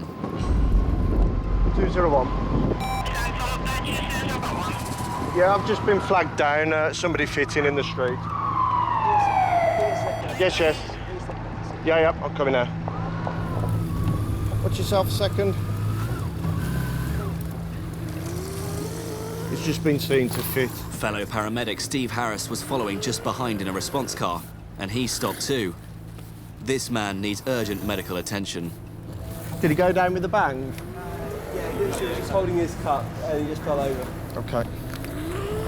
I'm just updating the locate. Do you want to grab a blanket and that for us? And I'll have his airway, yeah. 201. Thank you. I need a vehicle, please. ACAT response. Yeah, Edmund Street, junction of Eden Place. Okay, keep still. We've got blood on his ear. He's got a cut on his ear. Okay. 1, 2, 3. The man had been walking to work and suddenly collapsed and began convulsing. His tongue has slipped back in his throat, partially blocking his airway. Mark tilts his head back to help him breathe and gives him oxygen. It's okay. Just relax there. Hello. Your eyes. My name is Mark. I'm a paramedic, mate. Open your eyes for me. Seizures are the result of electrical disruption in the brain. They can take many forms, but commonly involve blackout and collapse, followed by convulsions, as in this case. You open your eyes for us, mate. 1 in 25 people will experience unprovoked seizures at some point in their life. It's all right, keep nice and still. Just relax, mate. Take that on for us. All right. Just relax. Just relax. The problems we face at the moment is obviously following a fit. They can be a bit confused, a bit disorientated. We have to give him a period of recovery before we start to get anything out of the patient. It's the ambulance service. We're going to pop you on. Common causes of seizures are epilepsy, brain tumours and strokes. Nice and slowly. All right. Mark needs to get him to hospital fast. Got a lack on the ear. Swing your feet up. I'll bring his belongings on.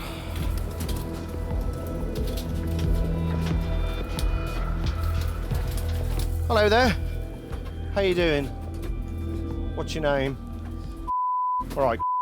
My name's Mark. I'm a paramedic. All right. Do you suffer with epilepsy at all?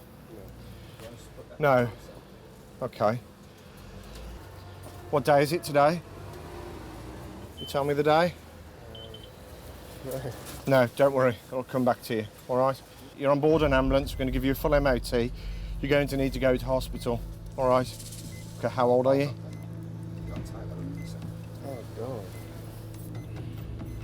Okay, not to worry. Take any medications at all? No?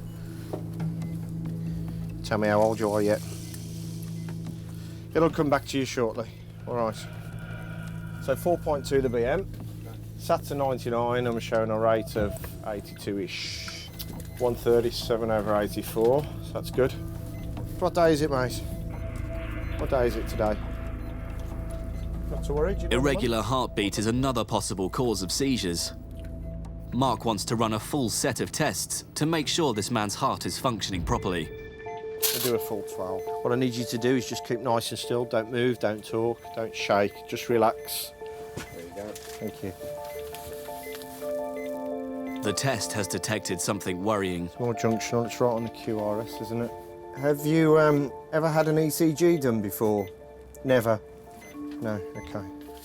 We've done an ECG, we've had a look at your heart, and there's some slight abnormalities on that ECG. That needs to be investigated. We've done an ECG on and here, this section of the ECG where my finger is abnormal. And on a 12-lead ECG, it's more obvious because we take a wider view of the heart. So it's definitely something that needs investigating. Right. Because you've had a fit, we don't know why you've had a fit. Yeah. I want to pop a needle into the back of your hand. This is so that if you were to go into another fit, we can give you something to stop that. Is that okay with you? Yeah. Good man, thank you. Following a fit, in the majority of patients, they have a stage that's known as postictal. They could be very sleepy. Some people are even aggressive, agitated with it. Over a period of time, they become more and more alert, and we see a recovery. With this gentleman, we could see over a period of 10-15 minutes, we were slowly getting bits of information out of him. Started off with a name, couldn't remember his age, and then eventually by the time I left him on the back of the ambulance, he was able to tell me his name, his age, where he worked. It was far more compos mentis. Thank you, returning to Cherry.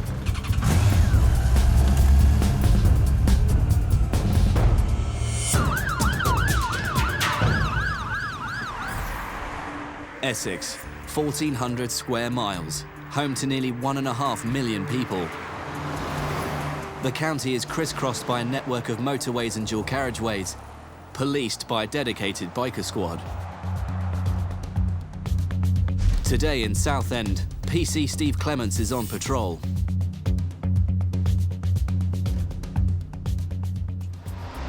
He's parked up in a petrol station forecourt when a member of the public approaches to report an accident. Guy reversed into another car and just drive away. Right. Just driven off. It was a blue Escort van. Where is it? Just this minute gone? 2 or 3 minutes ago. All Clem's got to go on is the description and registration of the vehicle. But in a busy town centre, the van could be anywhere by now. But just seconds later, Clem spots the suspect van on the other side of the road.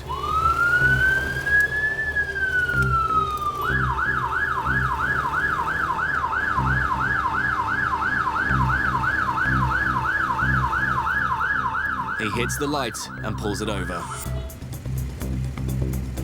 But Clem's unprepared for the van's passenger, The reason I've stopped you, if you just had an accident, you felt to stop to report it. who has plenty to say for herself. Well, and he was coming out of his parking space. And as he was coming out of his parking space, this other car came from the side and was eager to get into his parking space. Where's and the he's driver? going back and the other one's going forwards. Right.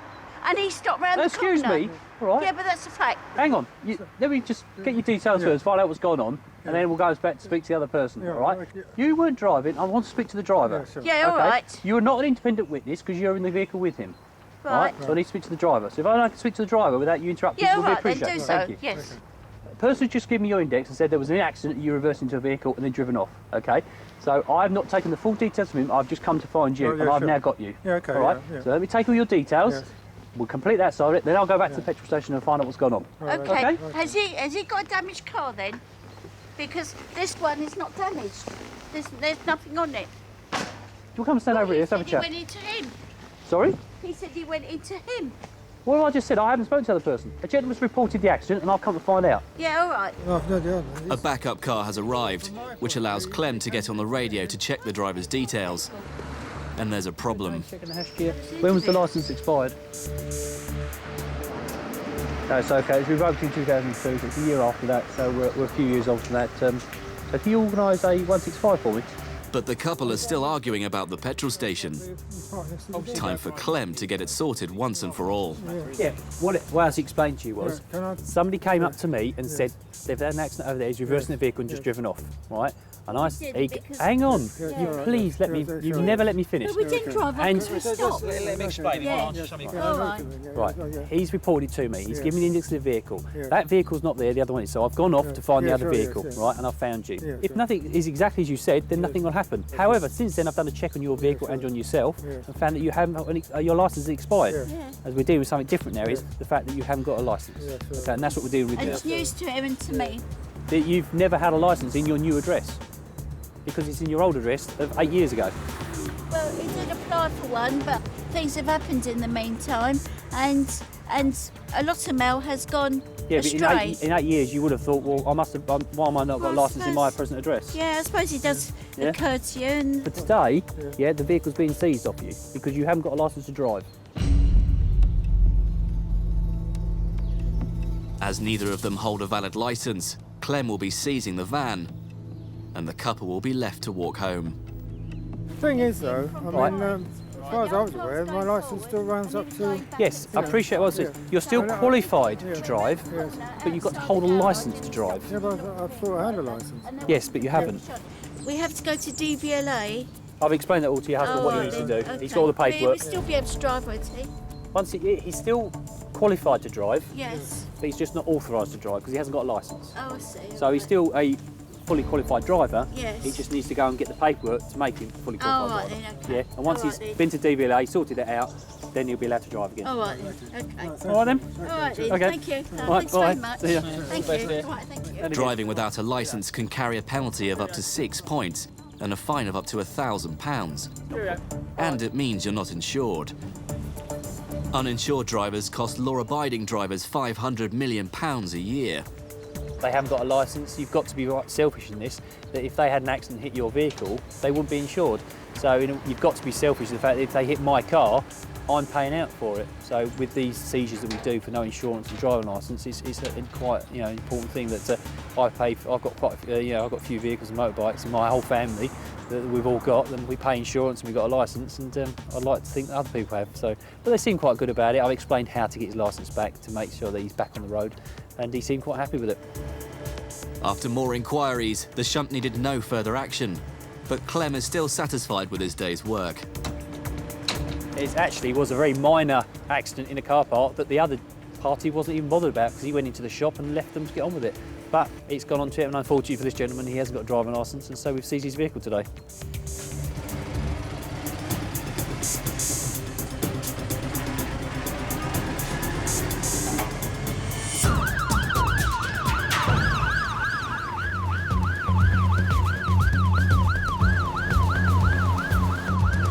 Birmingham, a 999 call is coming in. Paramedic Steve Harris is responding.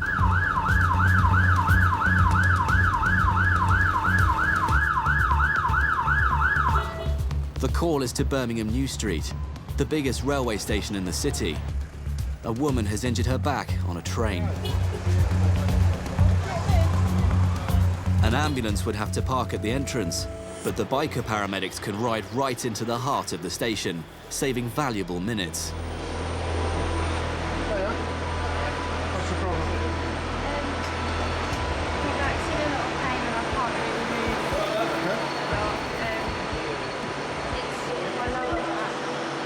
Lower as in, just across there. Okay.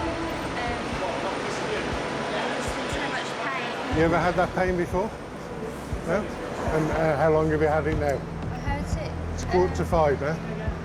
I hurt it when I was at Euston Station, so about just after 2 o'clock. I'm in so much pain. Okay. Is this the end of your journey? Is this where you were coming? Yeah? Right. But this woman's back pain is not her only problem. Birmingham City. Apart from your back, are you normally fit and well? I'm type 1 diabetic. Okay. But that's about... Have you eaten today? You do sugars? I haven't got sugars yet. Yeah, Because okay. I'm travelling and it's just difficult. Okay, all right. Type 1 diabetes affects around 300,000 people in the UK, typically children and young adults. Yeah, but Insulin injections keep blood sugar levels under control. If these are too high or too low, diabetics can slip into a coma. What's your name, by the way? Laura. Laura, with an L. When was the last time you ate? An hour ago. Okay, so your sugars should be fine. Do you have any problems with it? Not the best control. It isn't. Right. A normal blood sugar level should give a reading of around 4. What would you think your normal is? It feels like it could be 19 or 20. 19. Would that be normal for you? Yeah. Okay. 28. It's not very well controlled, is it? Not today. No. Presumably that isn't that much of a surprise to you, 28. Yeah. Okay. And on a pain score of 1 to 10, 10 is the worst pain you've ever had. Where would you put this at the moment? 9. It's as bad as that, even while you just sat there. Yeah. Okay. I can give you morphine now, and that'll hopefully help to ease the pain. The other way we can do it is when the ambulance gets here, we can try you on some gas and air, and do that way. You'd sooner have gas and air. Okay. We'll wait for the ambulance and we'll see what happens. Yeah, Okay. because I'm needle phobic as well. You can't be needle phobic, you're a diabetic. How does a diabetic become needle phobic? Okay. Hiya. All right. This is Laura. She's insulin dependent diabetic, which at the moment, 28.2.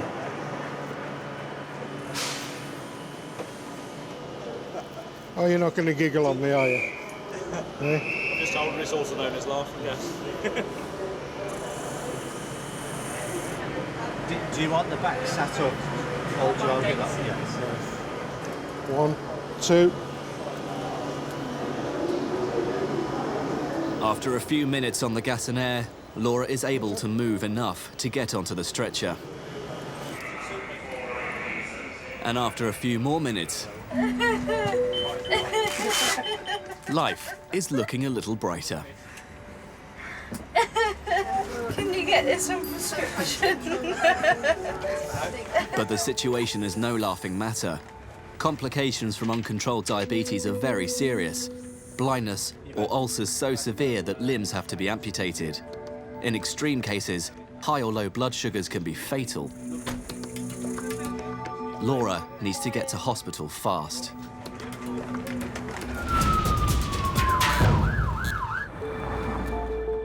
Essex. With 2 major motorways and 4,000 miles of roads, cops here are locked in a constant battle to control the traffic passing through the county.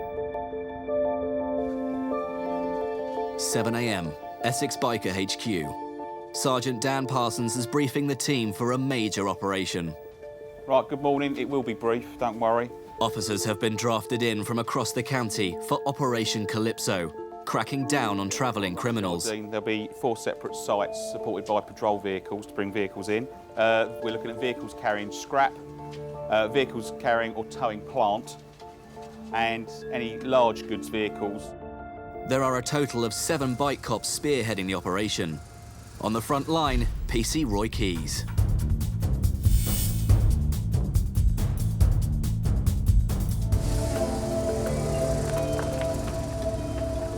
Each cop has a role to play. The bikers will be scouring the roads to intercept suspicious vehicles, then escorting them into the secure compound.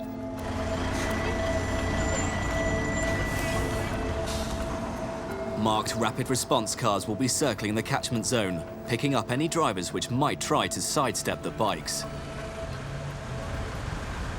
The checkpoint team are in place. Roy and the bikers hit the road.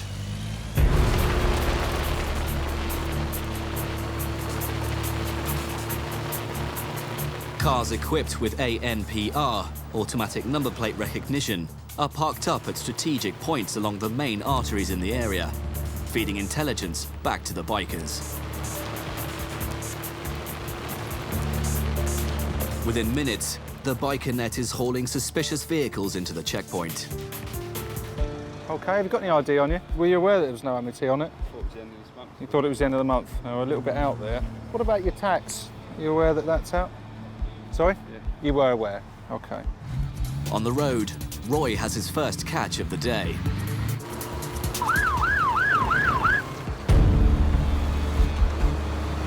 The black Vectra it's got a theft of petrol report on it. The checkpoint cops can deal with this one. Roy heads back out onto the road.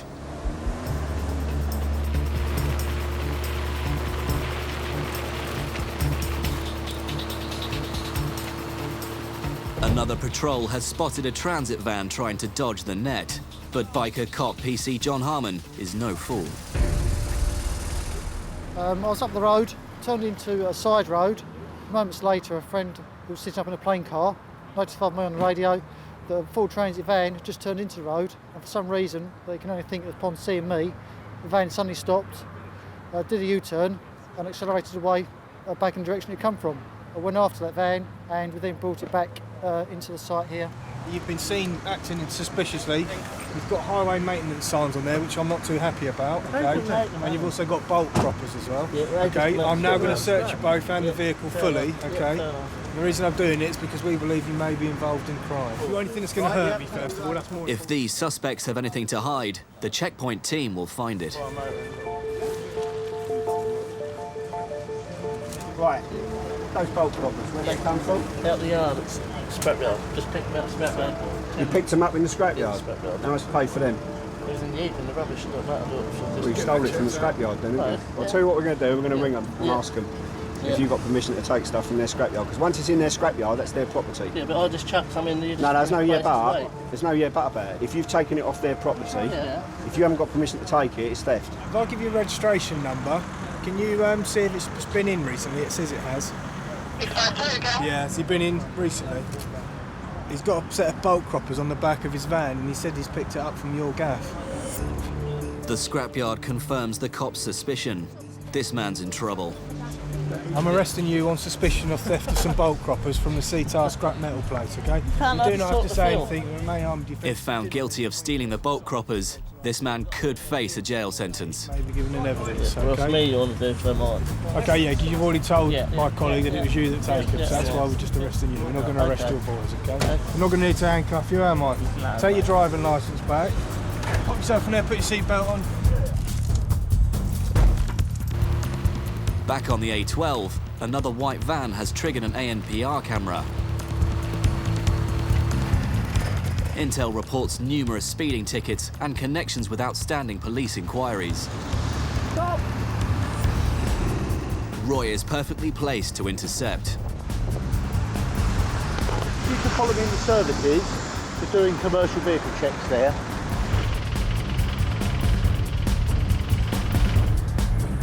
Hello, fella. All right. Thanks for that. Is it a company vehicle or your? That is company. Company vehicle. Have you got your driving licence on you at all? There's a few checks. Lovely. Do you just jump out 2 seconds? The reason we stopped you, I think, is a report against the index. They got rings a few months back, if I remember rightly. Is it? So you know something about it? Yes. Ringed is another word for cloned. The number plates of this van have been duplicated and put on a matching van, which has then reportedly been used to commit crimes. And this driver has a letter from the DVLA explaining the situation. Lovely. Could you just check the last bit, the chassis number you got on that vehicle, please? Oh, OK. Obviously there's, or has been, another vehicle driving around, which you're aware of, so it's worth carrying that letter with you, though, just so that when you stop, you get aware. OK. Just drive carefully and out there. Thank you. Cheers. It's been a successful day for the Essex bike cops. 188 vehicles were stopped, 2 people arrested, and 30 fixed penalty tickets issued.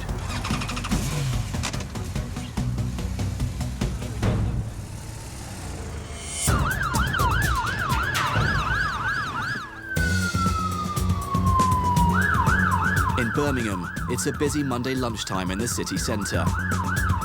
But on the edge of town, a serious situation is developing. Yeah, we're just booking in attendance now. A woman has been seen brandishing a knife on a residential street. Police are on scene and there are injuries. Paramedic Mark Hayes is on duty. What's the story? As I've got here, Yeah. she's been in the middle of the road waving something, I've played around. Oh, right, okay. I've had a good look at the blade. I've backed off a little bit, got the dog out, and she has then come towards these two officers to attack them with the blade. I've sent the dog at that point, having sprayed her as well, so she's been CS'd, and she's got injuries on her arms and legs as well. You guys move away. Yeah. She's aggravating her more. The woman doesn't like having men anywhere near her. I'm a paramedic. Mark will have to tread carefully to get close enough to treat her. My name's Mark. You can let me have a little look at you. We'll sort you out, yeah? That's all right. Let me grab my first aid kit. Where's the pain the worst? Let me get you onto that. You ready? So, there we go. All right, let me pull this down. CS. The woman has been sprayed with CS gas to subdue her. Oh, I can smell the CS. Yeah. How are you coping? I'm okay. Ah, all right, my love. Nice and still. Pretty good. How much alcohol have you had today? Not enough. All right. Are you going to transport her a wee? Have you got an ambo here? Not one at the moment. I can get one. I don't want to go with nobody else over you. Okay, yeah, but you were just saying about getting you onto an ambulance. You've still got to go to hospital, haven't you? Yeah, I'd rather go with Sarge. Okay, what do you know where your handcuffs? I'm just going to bring you to your front. Do you want us to get a blanket so we can make you decent? All right, OK. Pop this round. The lady's wounds are simple to treat, but Mark needs to assess her overall health to make sure there is nothing else which might need urgent attention. Other than alcohol, have you had anything else? Any drugs or anything? Diazepam, OK. Do you suffer with anything normally? Do you take any medication at all? Do you have an inhaler? Yeah. Pancreatitis. Pancreatitis. You're an alcoholic, are you? Yeah. How much alcohol have you had this morning? Whiskey, I don't anything else.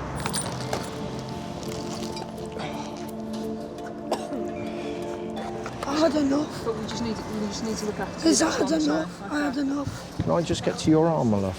OK, just the one arm so we keep you decent. The wound on your arm is quite superficial, so it's not too bad, yeah? And then they'll sort you. It's quite, they are fairly minor. I know they're painful and it's obviously shocking for yourself, but they are relatively minor. I'm not bothered. I don't care no more.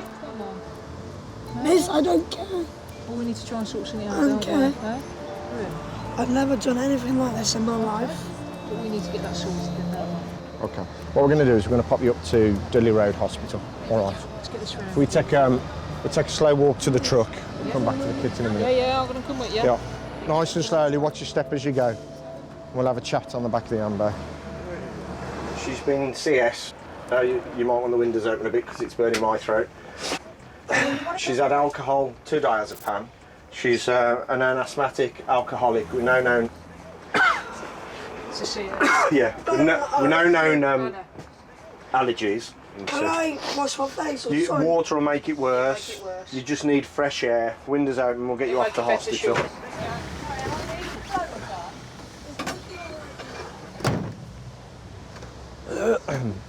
CS gas, not pleasant. I've been out to many a job where CS gas has been used. And how people can still carry on is beyond me. The sensation of the burning throat, burning nose, runny nose, your eyes start to sting and start to water. Bearing in mind, we turn up some minutes after the CS gas is used and it's still there. This lady, we got her onto the back of the ambulance and the smell is phenomenal. You've got to open the windows, put the blowers on. It really is potent stuff. But there's one thing Mark hates more than CS gas. I don't mind saying that certainly police dogs, you see them in action and it reminds you adrenaline's brown.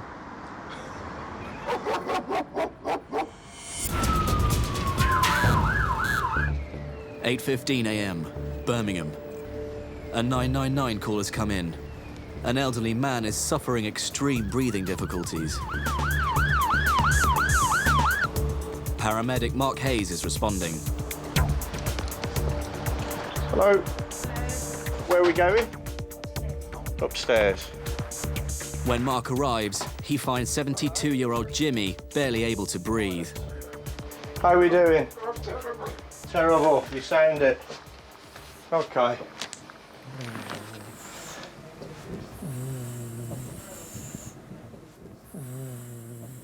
Mark puts an oxygen monitor onto Jimmy's finger.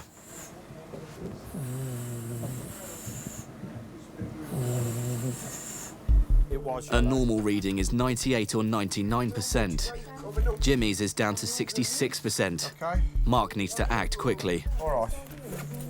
Okay, we'll have a little listen to your chest. We'll get you on something, all right? Jimmy suffers from COPD, or chronic obstructive pulmonary disorder. I'm on nebulizers. Yeah. It's going to be a bit cold, all right? All right, I don't mind the cold. All right. Good from the north. Keep going. It's estimated that there are over 3 million people suffering from COPD in the UK, 3 times the population of Birmingham. It kills almost 600 a week. The most common cause, smoking. Okay, we're going to give you another neb. All right. Have you got any pains or anything at all? I've got any pains now. All right. Just kind of bleeding. Give me something now, but I'm going to give you some ipratropium and salbutamol. So how long's your breathing been this severe? Oh, for over the week. Over a week. For a week. Okay. Okay, get this neb on you. Protect your nasal. Okay,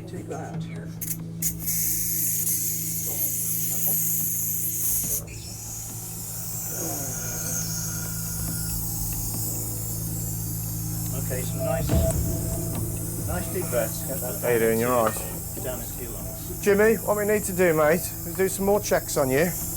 Mark wants to get Jimmy onto a heart monitor. And if he's stable enough, the team will move him to the ambulance and off to hospital. We're going to attack you from all angles, Jimmy, all right? Want to just sit up? No, you just relax, mate, the best you can. Not much left of it. Hey? There's not much left of it. Oh. Try to keep that hand nice and straight and relax. Hand out straight. Go on, you can.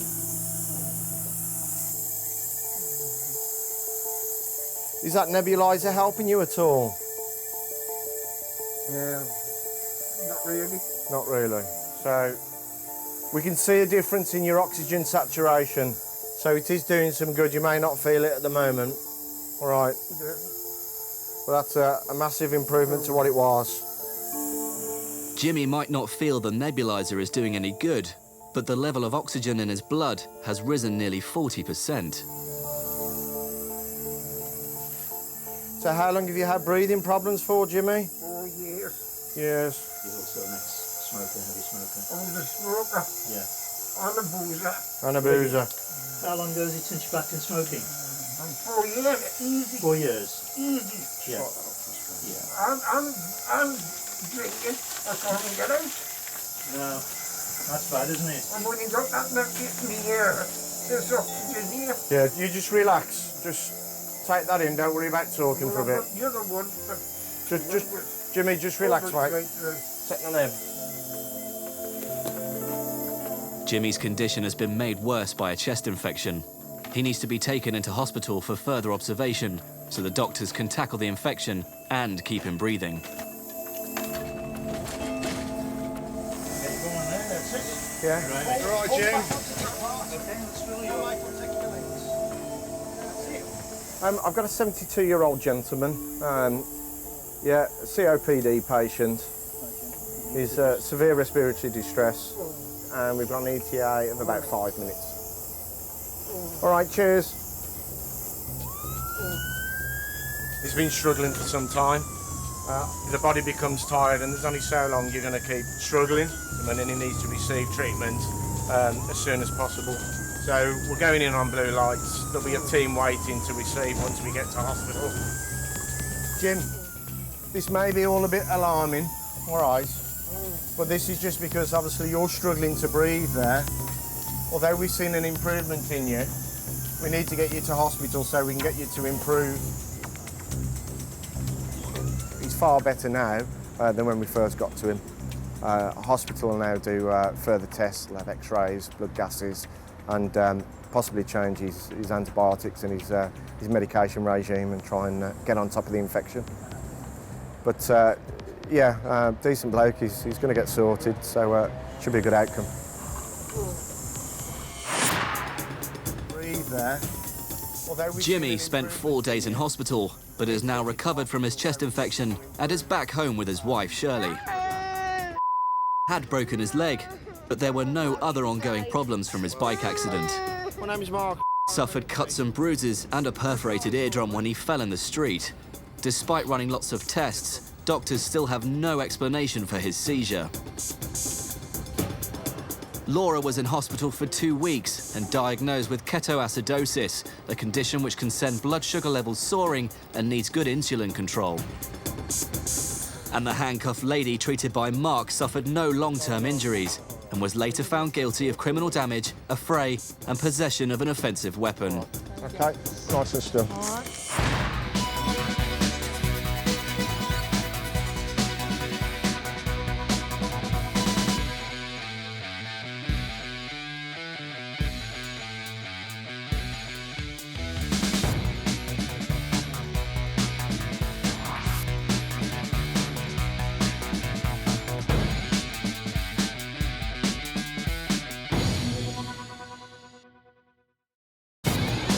Britain, 33 million vehicles, 250,000 miles of tarmac. Lights and sirens are no longer enough. The biker cops and paramedics are taking to 2 wheels to beat the most congested roads in Europe. They are a surefire way of getting vital help where it's most needed, fast. My God, big deep breath for me. Pain coming back? Yeah. Wow, okay, get you on the bed. The bike squads of Essex Police and West Midlands Ambulance Service race to protect the public and save lives. Coming up on Emergency Bikers, a suspected case of meningitis. The temperature is over 40 degrees, which is obviously very serious. Paramedic Mark Hayes has his hands full. I'm here to help you. And Essex bike cops take on speeders. Here we go, outside lane. This car, 106 miles an hour.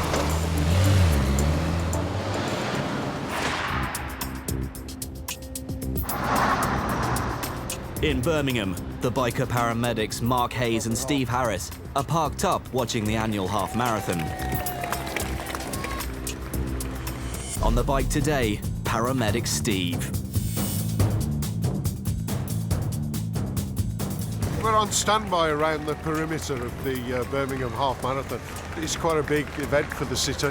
I believe there's about 15,000 runners this morning. It's a nice, bright, sunny day. I wouldn't know, but I presume this is good running conditions. Minor medical calls from the main race will be looked after by St John Ambulance volunteers.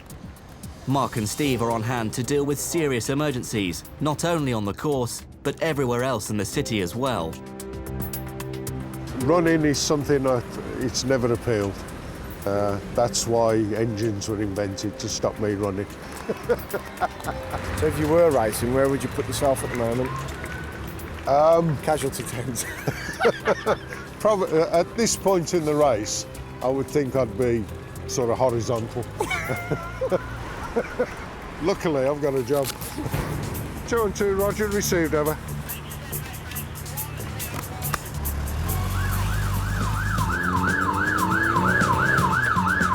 The Birmingham biker paramedics race to any emergencies on their Yamaha FJR 1300s, top speed 145. They carry everything an ambulance carries, and they're trained to deal with anything. To capture the action, we've put special cameras on each rider and bike, so we arrive at the scene the second they do. The 999 call has nothing to do with the marathon. Police have found a man unconscious and covered in blood. But several roads have been closed in the city centre for the race. And even with the help of the runners, Steve's progress is slower than usual.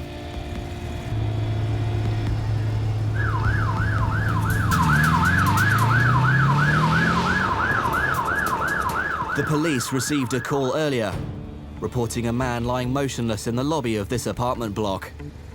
Gone to the basement and found him split out on the floor. Like, oh my God. But he seems a lot better now. We've managed to wake him. No one knows where he's come from. Okay. Just saying that you've just found him. And, yeah, have you had any response? Do we know who he is? Hello. Can I just have a look at your face? What do you remember? Nothing. Have you got any pain anywhere? Were you drinking last night? Did you have anything else other than drink? No pills? No cocaine? Nothing? I think in view of what's happened and the condition you're in, we ought to pop you down to the hospital. Was he on this sofa or was he... He was on the floor. He was on the floor out there. So. Right. Come on, mate. That's going to tell me about your pulse and your oxygen levels. I need to test your sugars and a little spot of blood. Hang on. How are you feeling? You all right? Do you remember where you went? Okay. You diabetic at all? No? All right, your blood sugars are a little bit low. What I want you to do is just to have some glucose gel off me. What happens if you've had a lot to drink, it takes the sugar out of your blood. So we need to put that back in. All this is sweet gel. All right? That's all blood. Most of it appears to come from your mouth. I need you to eat this gel. That's it. It's horrible, isn't it? Tastes like Yeah. So because we don't know what's happened, I think we ought to pop you down to the casualty and get you checked over. No? Why is that? I'm alright. Well, you don't know that, do you? I'm fine, man. Trust me. Yeah? I'm alright. Well, instead of me trusting you, do you want to trust me? I'd be unhappy in just leaving you. I'm alright, man. Seriously. I'm alright. I just need to have a cigarette. That's it. But there's nobody in the flat with you. Nah, they're all there. Oh, they're all there. Loads of them, man. There's about 20 of them. Yeah. Honestly, man, they're all my cousins and they're all related. What flat's that? The man says there are 20 of his friends in one of the flats, Text that my phone, yeah, I can tell you. but he doesn't know which flat. Your phones are in your pocket.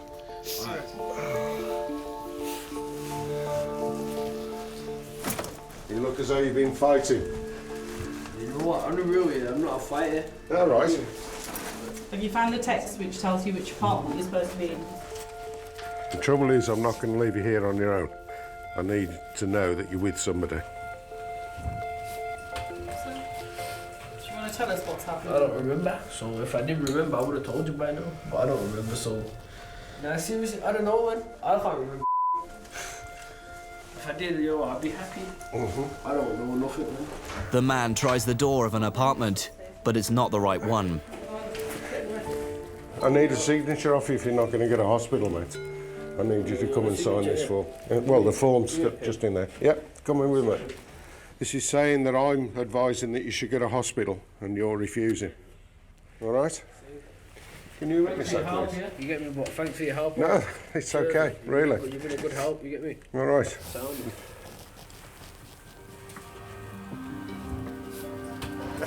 You're not running in the marathon today? You know what, honestly, if I could run the marathon, I'd run it, but right now, my jaw's hurting so bad, yeah, I can't even do nothing. I mean, when you see yourself in the mirror, you'll see. Somebody's thumped you. You do? Whatever don't kill you, it makes you stronger, you realise this, innit? That's the thing, get me? I'm 20 years old and I'm quite strong right now, so that's alright. What happened then? If I could remember, I'd tell you, but I don't remember, so I'm not going to tell you, am I? You're going to go through life not knowing what happened. Can't remember it, you just remember, innit? Slowly, it's just one of them It things. might come back to you, yeah. Yeah. We would have preferred for him to go to hospital to get him checked to make sure, but he was going to have none of that. So the police are in attendance. We've left him with the police and they'll carry on trying to find out what happened last night.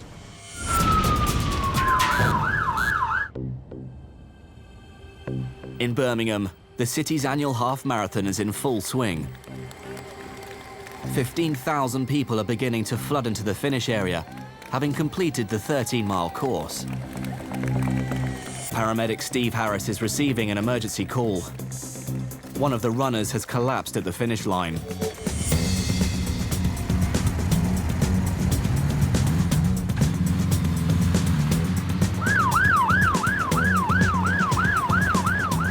During a race as long as this, runners are in serious danger of dehydration, overheating and exhaustion. Poorly prepared runners could suffer a heart attack or stroke as a result of the extreme exertion. The speed of Steve's response could be crucial.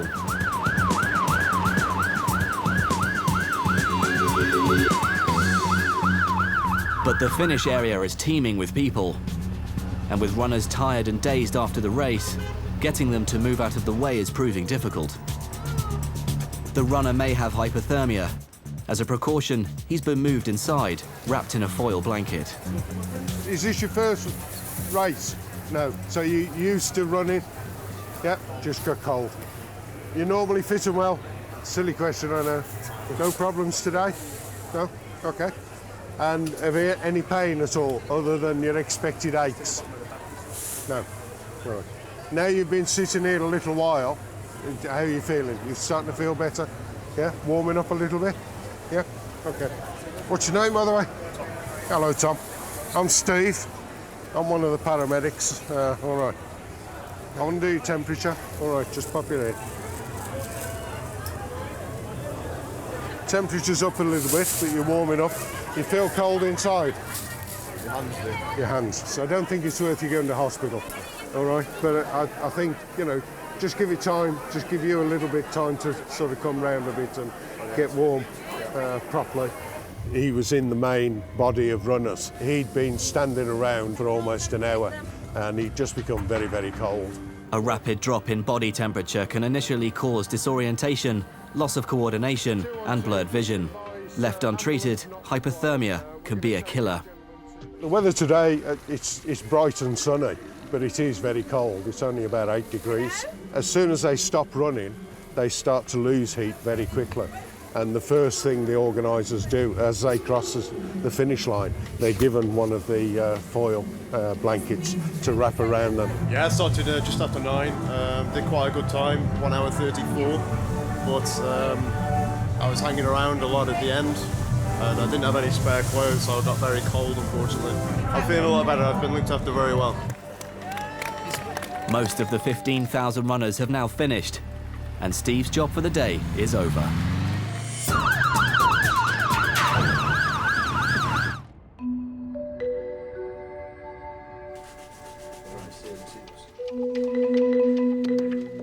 It's 7 a.m. at the Biker Cops HQ, and PC Steve Clements is about to begin the day shift. Clem has spent 14 years in the police after beginning his career in the forces. I was in the Royal Air Force for 12 and a half years, and during that time I learned to drive everything. I can drive Arctics, tankers, buses, and the only license I haven't got is a motorbike. So I just got back from the Gulf War, and in '91 got my bike course while I was living out in Germany, and been riding ever since.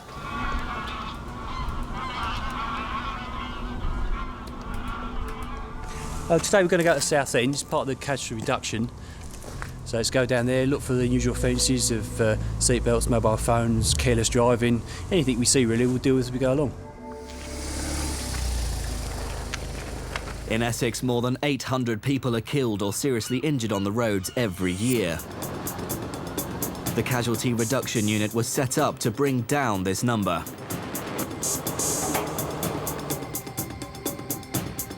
The Southend seafront is notorious for speeders, but in the fight against the lawbreakers, Clem's got technology on his side.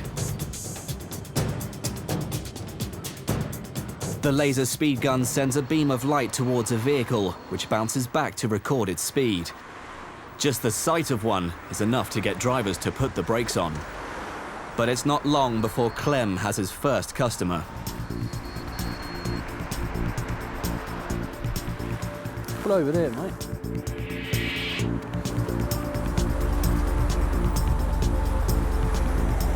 Morning, sir.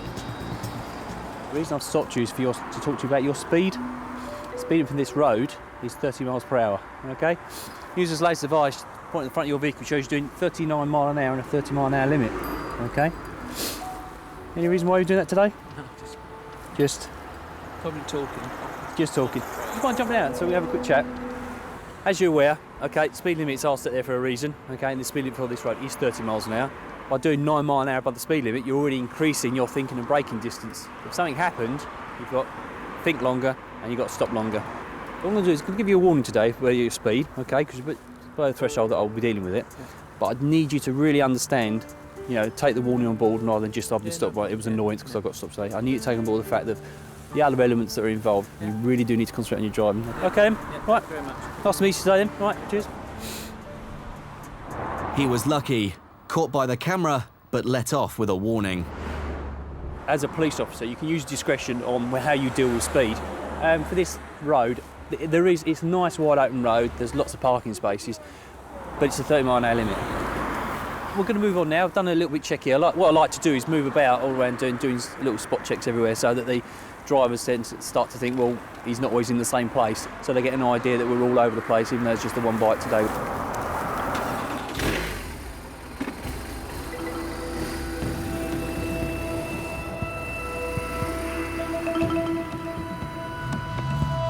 Seafront patrol over, Clem moves on to cover the outskirts of town. He's approaching the turn to Southend Airport. In traffic, there's no high-tech gadget as useful to a motorbike cop as a sharp pair of eyes. Seated high on his bike, Clem spotted something.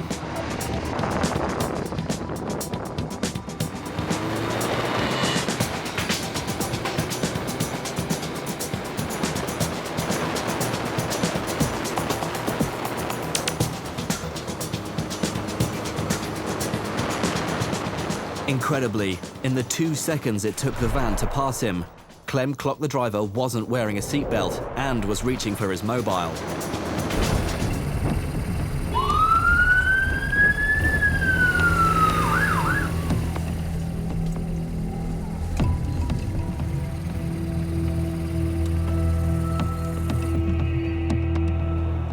As you was approaching as I was turning right to the Southend Airport, yeah, okay, you picked your phone up, you saw me put it down. Yeah, So I spun around after you, yeah, to speak to you about that and for the fact that you weren't wearing your seatbelt, and as I come up behind you, you picked it up again. Yeah, sorry. You saw me and put it down, so you must be aware that it's an offence. Yeah, So why'd you pick it up again? I had a message from the wife, so I wanted to ring her. Right. There's no parking restrictions along there that would stop you from having a quick stop and, yeah, or even pull into Southend Airport. McDonald's is on that corner as well, you could have gone in there. Could have done it safely, okay? Could do it today by way of a fixed penalty ticket. Do you have a UK driver licence?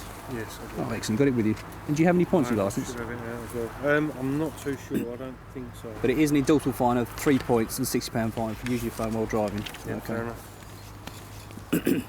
It is also a £60 fine for not wearing your seatbelt, but I'll give you a warning for that today. Okay, thanks. All right. Okay. Yeah, that's you, because you look nothing like the picture. So, when's it due? Oh. Very soon. Yes. Actually, 2 days ago. Really? Yeah, it's run out. I think we've sent off these forms because we got them sent through. So Right. we've sent them off. Okay. It's not. You're still valid to drive till 2045. Yeah. It's just your photo that's run out. Right. Okay. All right then. Yeah, fair enough. Lovely. So also wear your seatbelt. Yes. Thank you for a nice blue top to make it so obvious that you weren't wearing it. Okay. Yeah, no, fine. Okay. And just because I've got eyes and I've got mirrors, I can still see you and turn around. Very good. Well, that's the idea, right? Just because you seriously put it down, your ear's an offence, you shouldn't do it. Yeah, fair enough. All right then. Yeah, okay then. All right. Thanks very much. Cheers then. Thanks a lot. Bye. The keen-eyed officers of the Casualty Reduction Unit have brought down the number of serious injuries on Essex roads by nearly 30% in 4 years.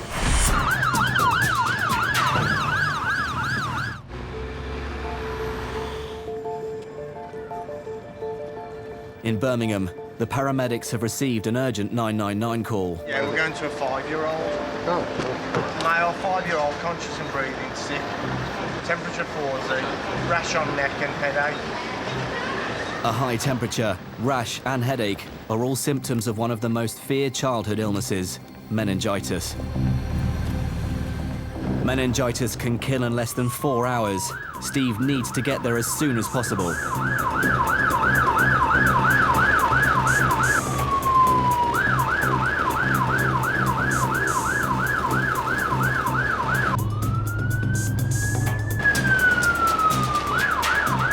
The address is 2.5 miles away. Steve covers it in less than 5 minutes. But finding the child's home isn't quite so simple. Ambulance? I think we're wrong address. Okay.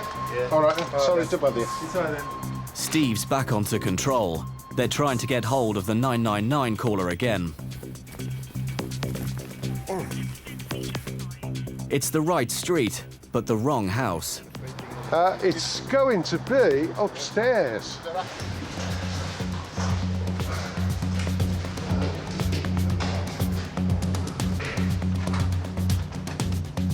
Hello.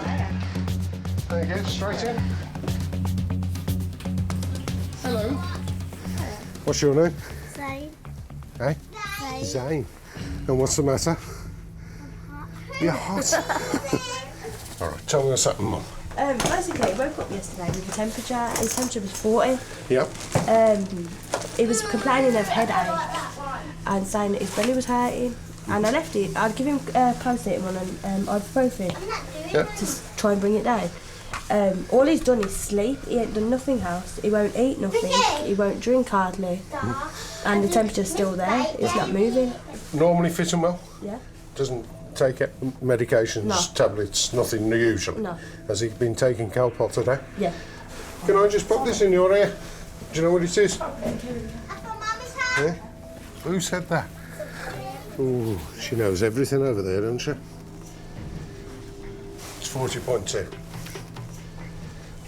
The temperature as measured is 40.2. So it's over 40 degrees, which is obviously very serious. Has he ever had anything like this before? It did not as bad, but he had, it was just a normal cold I think he had last time, just a raised temperature. But it didn't stop him eating or nothing. But now, because he's not eating. Any sickness, anything like that? No? Yeah, no, but he's only been to, he won't even go to the toilet, he's been once. Did you hurt anywhere? Nothing hurting? Yesterday he was complaining. Where was your head hurting? Yes, I showed him out. I don't know. He kept getting rashes all the, and then his legs as well. Can I have a look at your tummy? Roll over. Come on. Come on. Let's have a look. Obviously, with the temperature being high and for so long, we're popping down the children's and get them to have a look at it. Find out what's going on. What? Do you look like Santa? Do I? Come on, soldier. Steve hands Zane over to the care of the ambulance crew. At the hospital, he'll have a thorough examination to find out what's causing the fever and rash. In cases of suspected meningitis, it's always right to seek help and advice. Meningitis has got fairly specific signs and symptoms. Stiffness in the neck, photophobia, where bright light is actually painful to the child's eyes, vomiting, very high temperature. I don't mean just warm, I mean a very high temperature, and just general lethargy. And the big one, which isn't always present, but that most people look for, is a rash, a non-blenching rash. You know, children and adults do die from meningitis. It's a nasty disease. You can't ignore it. You can't say, well, we'll leave it a few hours. Those few hours could be critical.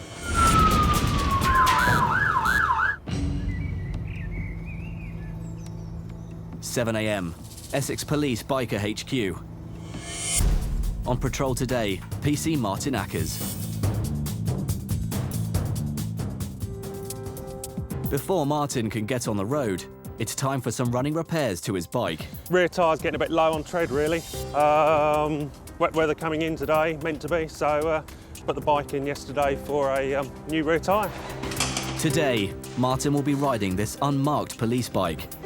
It's a BMW K1200S, capable of over 170 miles per hour. Perfect for catching speeders. He'll be taking the bike on patrol on one of the county's busiest and most dangerous roads. A12, main road, which runs through from London, really, through to Suffolk. The 12 and the 13 are our #1 roads, really, for, unfortunately, fatals. A high proportion of those types of crashes on those roads. There's a 3-lane section of road there. Tend to find that vehicles have been sort of held up a little bit on a 2-lane section, and then the road comes into this 3-lane section, and get quite a few drivers a bit frustrated, and they put their foot down, and been getting some high speeds down there.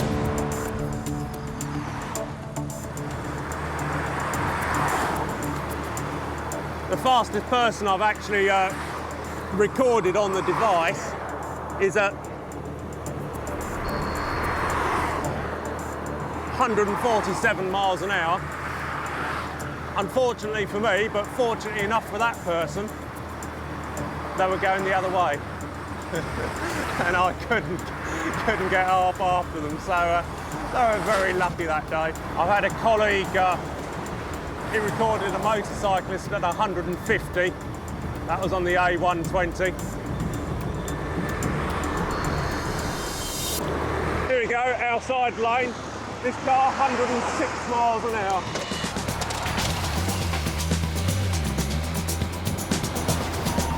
To catch the car, Martin has to match its speed, nearly 110 miles an hour.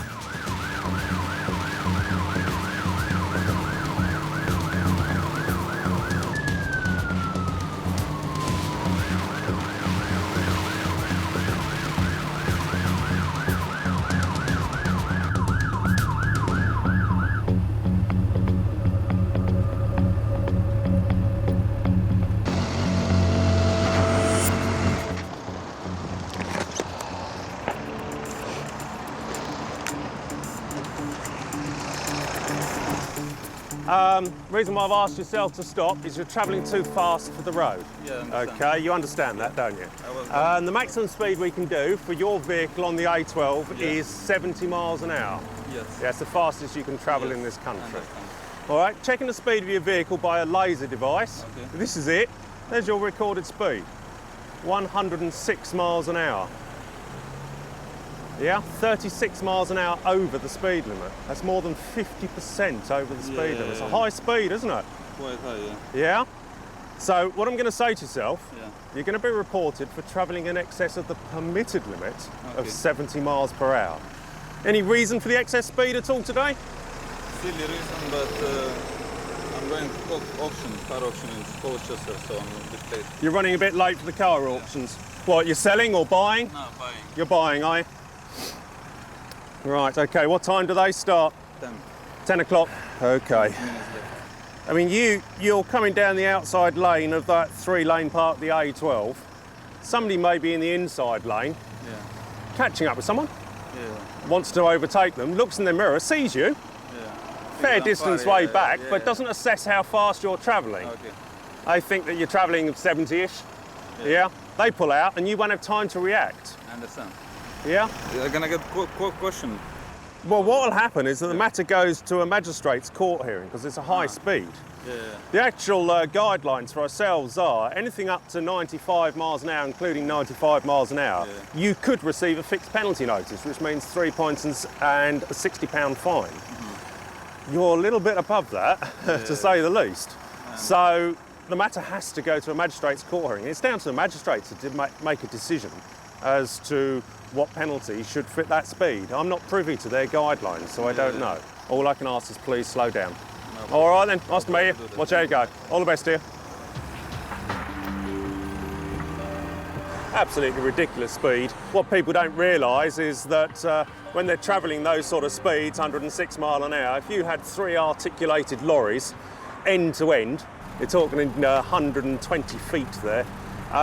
If something were to happen in front of that motorist, he will travel the entire length of all 3 of those articulated lorries, and by the time he comes to the end of the last one, that's his thinking time. He is still travelling 106 miles an hour, and then he decides to put his brakes on and come off the throttle. By then, of course, the crash has happened and it's all gone wrong.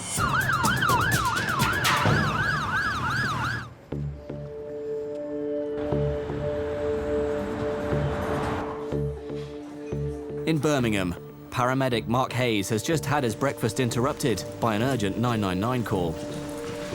Just enjoying the bacon.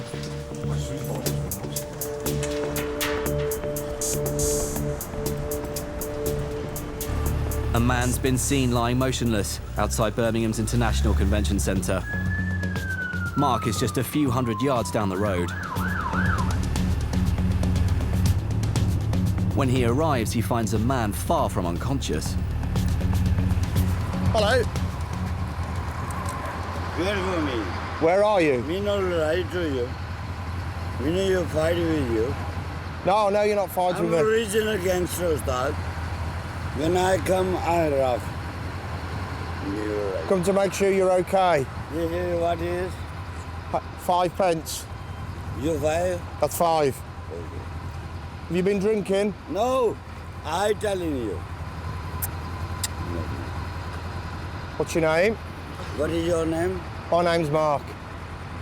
What's your name? Mashallah, put like that. What's your name? Are you unwell in any way? I tell you. Are you hurt anywhere? No. Do you need an ambulance? No, sir. What are you going to do? With you. You're going with me? Yes, sir. How are you? No. Do you need to go to hospital at all? No, sir. I'm everybody happy to you. Pop your arms down. No, sir. Do you suffer with any medical conditions at all? Don't swear. Don't swear. I no promise to Don't swear. Don't you? Mark has seen this sort of patient before. He knows how quickly these situations can turn. This is Makkah.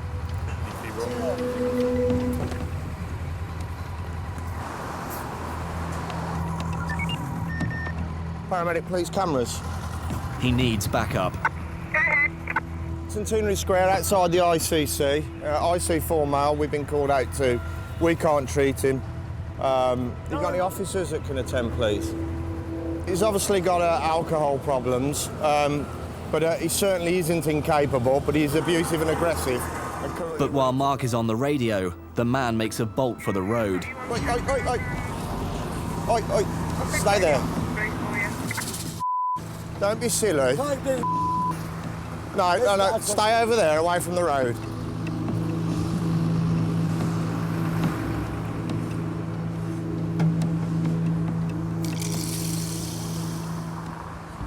No, calm down. Put me over. Kill me. Why? No. Why? I'm here to help you. I'm here to help you. I'm here to help you, not fight. No, don't undress. Right, you stay there.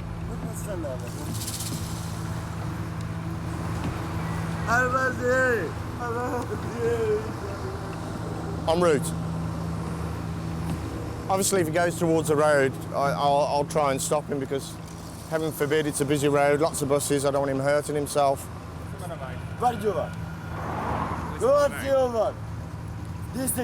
When the police arrive, the man still shows no signs of calming down. He's stripped off, throwing his clothes about. We can't assess him because he's far too aggressive.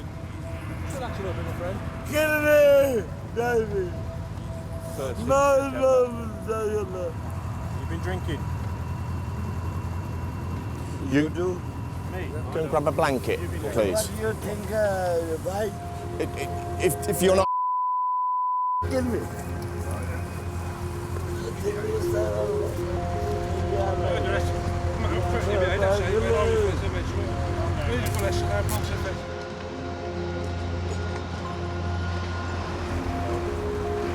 I've not been able to do any assessment whatsoever because of how he is.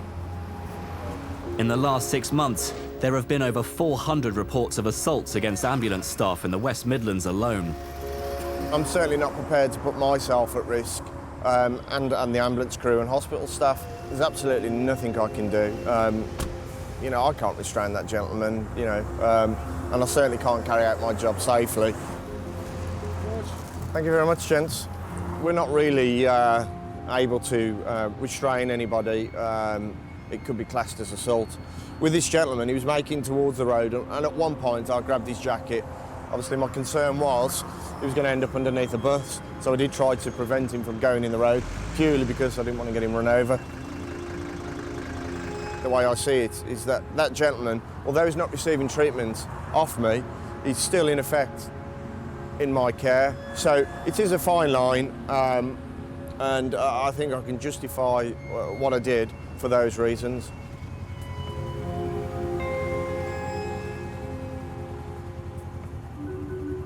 The stresses and strains of being a biker paramedic are not easy to handle. Mark and Steve deal with death and serious injury on a daily basis, as well as the pressure of riding a motorbike in the congested city and 8-minute target response times in life-threatening cases. Taking time out is essential, and that's exactly what Mark is doing today. He's in Wales with his family. The scenery, the wildlife, it's just amazing. Lovely fresh air. You never get fed up of doing it. There's no 8 minutes to be somewhere, you know, we've not got to do the walk in 8 minutes, otherwise we've failed. You can't spend 12 hours a day, whether it be 4, 5, 6 days a week, dashing around on a motorbike. You know, you'll end up burning yourself out. Mark's work may be stressful, but wife Tara has her own worries about his job. I do worry about him on the bike with the speeds that he travels, and he has had 3 accidents where he's been knocked off the bike, and I've had telephone calls at work to say he's in hospital. So obviously that's extremely scary, but I know it's a job that he's just so passionate about and he's so good at that, you know, all I can do is support him. I'm adamant that there's no way I could get through the job that I do without the support of my family. If I phone up, the children will say, "Are you having a good day? Have you had any nasty jobs? Are you okay?" And the support continues when you get home. If you've had a particularly busy day or you've had a particularly nasty job, it's always there in your mind, depending on what it is. Could be with you for a few hours, could be with you for a few days, maybe with you forever. He has got a great sense of humour, which he hones in on for most jobs, but the ones that involve the children are the ones that get to him the most. Obviously, if the children are around the age of our children as well, then that really hits home. So he will come home and he's quiet. He'll talk about it and it might last, you know, a couple of days. He does live every day to the full. I think because his job does show him that life is so important that he does try and grab it, you know, as much as he can, really. In Essex, police biker John Harmon is on patrol on the A13, the most treacherous road in the county. Over the last 7 months, 19 people have been killed or seriously injured on this road alone. John has been radioed by a colleague to tell him there is a car stopped on a slip road in an extremely dangerous position. John goes to investigate. Vehicles passing are doing 70 miles per hour, so when John gets off the bike, he doesn't turn his back on the approaching traffic for a second. Are you all right? We've run out of petrol. You've run out of petrol? Yeah, my daughter's on the way. OK. Will it start or not? No. Over 250 people are killed on motorway hard shoulders every year. The lady's name is June. John needs to get her out of the car and away from the road. That's OK, just switch off for me. But June isn't grasping the urgency of the situation. Just switch off. Can you just switch off for me? Hello? OK, what we're going to do is if you can just jump out and get into a safe place for me. I've got to get out. If you come out this side. June gets out of the driver's side, almost into the path of a pickup truck. Right. What I'm going to do is I'm just going to move your car onto here. Okay. Out of the live carriageway. Okay. And then your daughter's on the way. Sorry about that. Your daughter's on the way? Yes, she's on the way. OK. June's car is right in the path of oncoming traffic. John must get it as far out of the way of other vehicles as possible. By turning the engine over, he gets enough forward movement to get the car up onto the verge. This is a rented car. It isn't my own car. And it had 30 miles to go. So I was looking for the nearest garage and it's just run out of petrol. And it couldn't have had 30 miles. Have you got a warm coat? You've got a warm coat or anything? As luck would have it, a patrol car happens to be passing and stops to offer their help. Just a female on her own, she's run out of fuel. I managed to get her onto the verge, and she's got a daughter coming in about 10 minutes. And if there's one thing a cop car can do which a biker can't, it's tow a car. Okay, I put it round a bit of the metal bodywork because it's not an old hole. Okay. It's not proper towing, so be careful, just do it gently. You give me time to come out to put a block in for you, and then you can get out.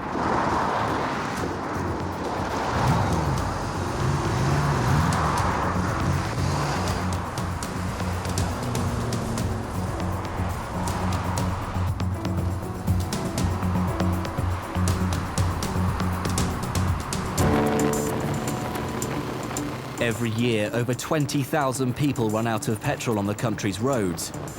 Motoring organisations recommend you keep your fuel topped up rather than waiting for the warning light to come on. Thankfully, it's a happy and safe engine, really, because I didn't really like to leave her there if I could be helped. I know her daughter's en route with her, but we didn't know how long her daughter was going to be. My colleagues were driving past, and essentially they've got the tow rope, which is like the golden lifeline, really. So we could just bring her in here where she's safe and get a cup of coffee. Her daughter's here.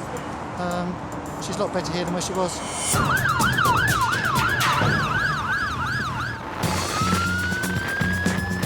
In Birmingham, paramedic Steve has had a call to an RTC, a road traffic collision, involving 3 cars. This could be serious. Steve's covered the 2.5 miles in just over 3 minutes. As the first paramedic on scene, it'll be up to Steve to assess the casualties and decide which of them, if any, will need hospital treatment.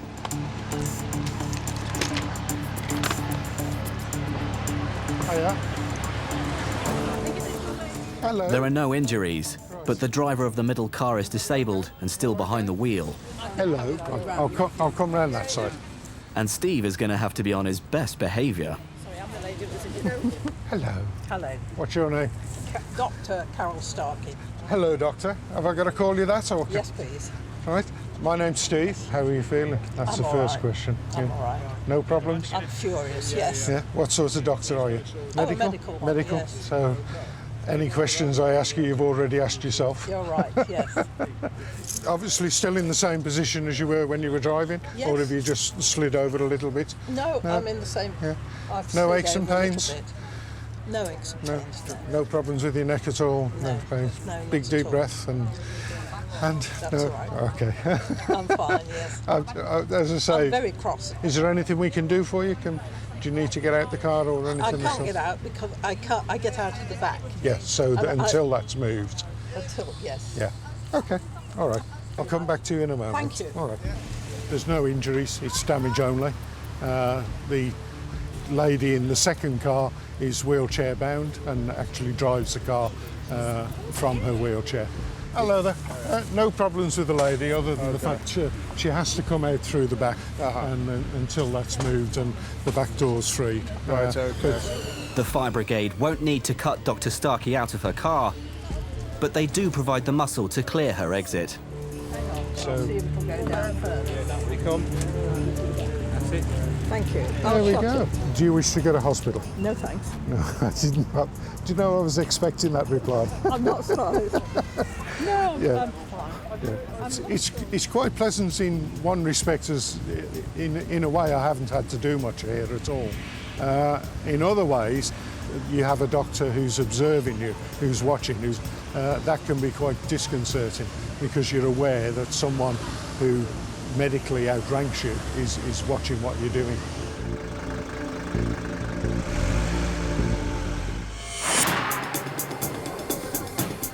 Tom, who collapsed at the end of his marathon, has made a full recovery after a lot of rest. Zane went to hospital and tests showed he did not have meningitis, but he did have septic tonsillitis.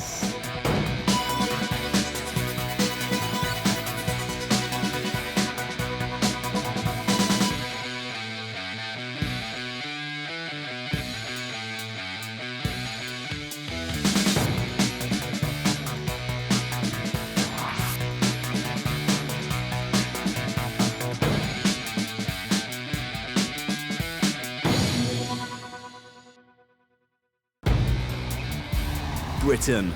33 million vehicles, 250,000 miles of tarmac. Lights and sirens are no longer enough.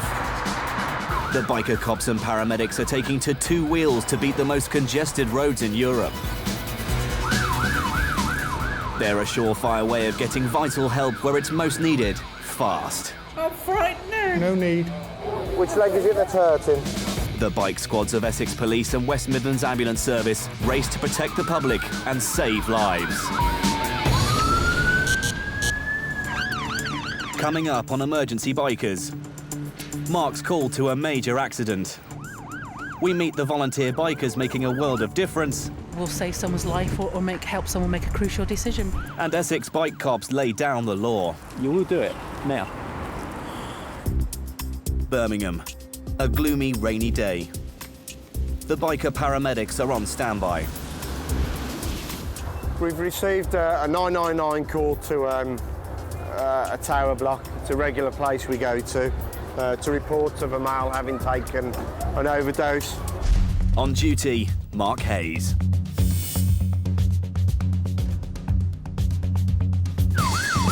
The Birmingham biker paramedics race to any emergency within an 8-mile radius of the city centre on their Yamaha FJR 1300s, top speed 145. They carry everything a traditional ambulance carries and are trained to deal with anything. To capture the action, we've put special cameras on each rider and bike, so we arrive at the scene the second they do.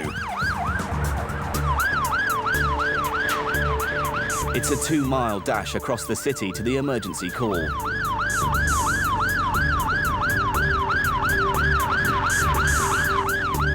Mark takes just 4 minutes to get there.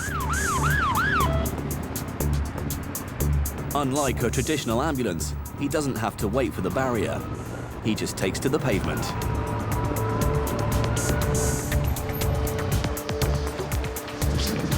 Thank you very much.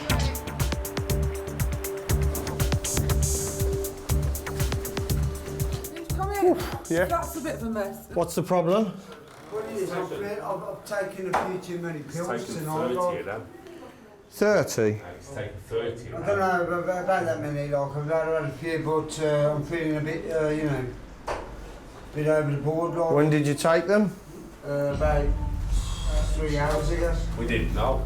The man says he's taken 30 tablets of dihydrocodone, a powerful painkiller. A high enough dose would put him into a coma and stop him breathing. Okay. Have you vomited at all? Yeah, I've been sick as well. Right, how long after taking the tablets were you sick? About 10 minutes. And in that vomit, did you notice any of the pills in the vomit? No. Right, how much alcohol have you had? Drank a whole bottle of cider. 2 pints or 3 today. So, whose tablets are these then? Don't know. I found them. Like. You found them? Yeah. So I don't know what they are. You know. Okay. Well, you're going to have... Did one. You're going to have to go to hospital, you do realise, don't you? Yeah, I know. Those well, are... I'm all right, man. Yeah, those are quite strong painkillers. Yeah. So we need to get you assessed, don't we? Yeah. You might not think. We'll do it then. Don't do that. I've been like a what, man? Who? Who's been cheeky? Who's been cheeky? You been cheeky? I'm here to help you, mate. We're asking you for help or something. We've been called here because you've taken an overdose. Not by me, mate. Listen. Don't take me then. Listen, nobody's taking the mick out. Take me then. Oi, listen, mate. I'm here to help you. There's no need to be aggressive. I'm going to be aggressive. There's no need to. I'm here to help you. Don't worry about that. I'm not worried, mate. I'm not worried about it. I'm here to help you. There's no need to be like. I have a reason to take the off you.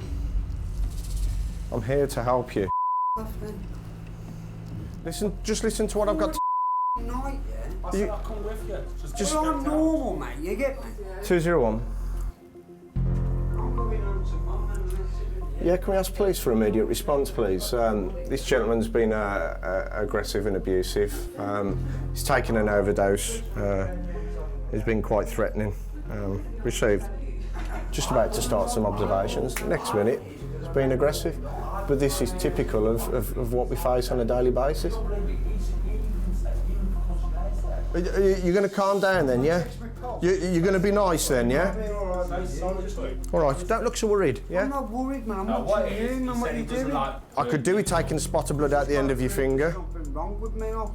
I haven't got to prove anything. All I want to do is make sure you're okay. All right. Do you mind which finger I take the blood out of? No, that one if you can. Sharp scratch, 1, 2, 3. That's okay. Your blood sugar's fine.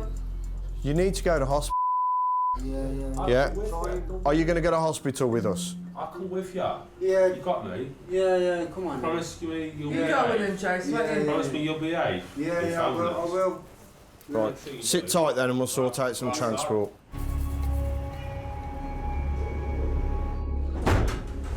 Not very well. No, I've got a fever and I've got a fever? overdose, yeah. Okay, you understand that these guys are here to help you?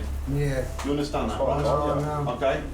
Now, ideally, I don't want these getting hurt and I don't want you getting hurt. You understand that? Yeah, I know. We've got an ambulance coming, okay? We're going to be taking you to hospital. Okay. I'll come with you. I want me to come. All right, I know that, Have yeah. you got the gentleman's details, everything that you need? Yeah. You're happy with that?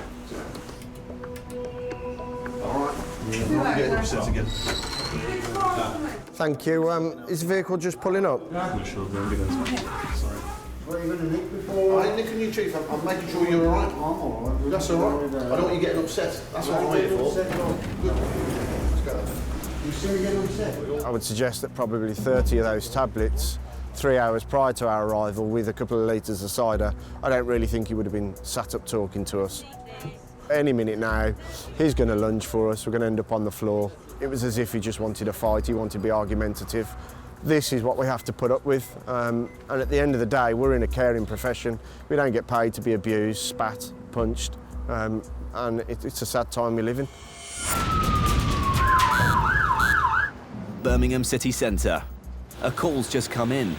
A 90-year-old woman has been found on the floor of her home. On duty, biker paramedic Steve Harris.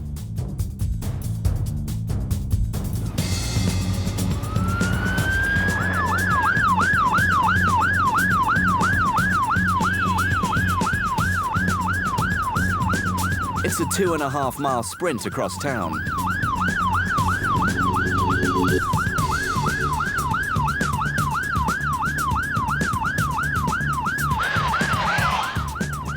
Five minutes later, Steve's arrived.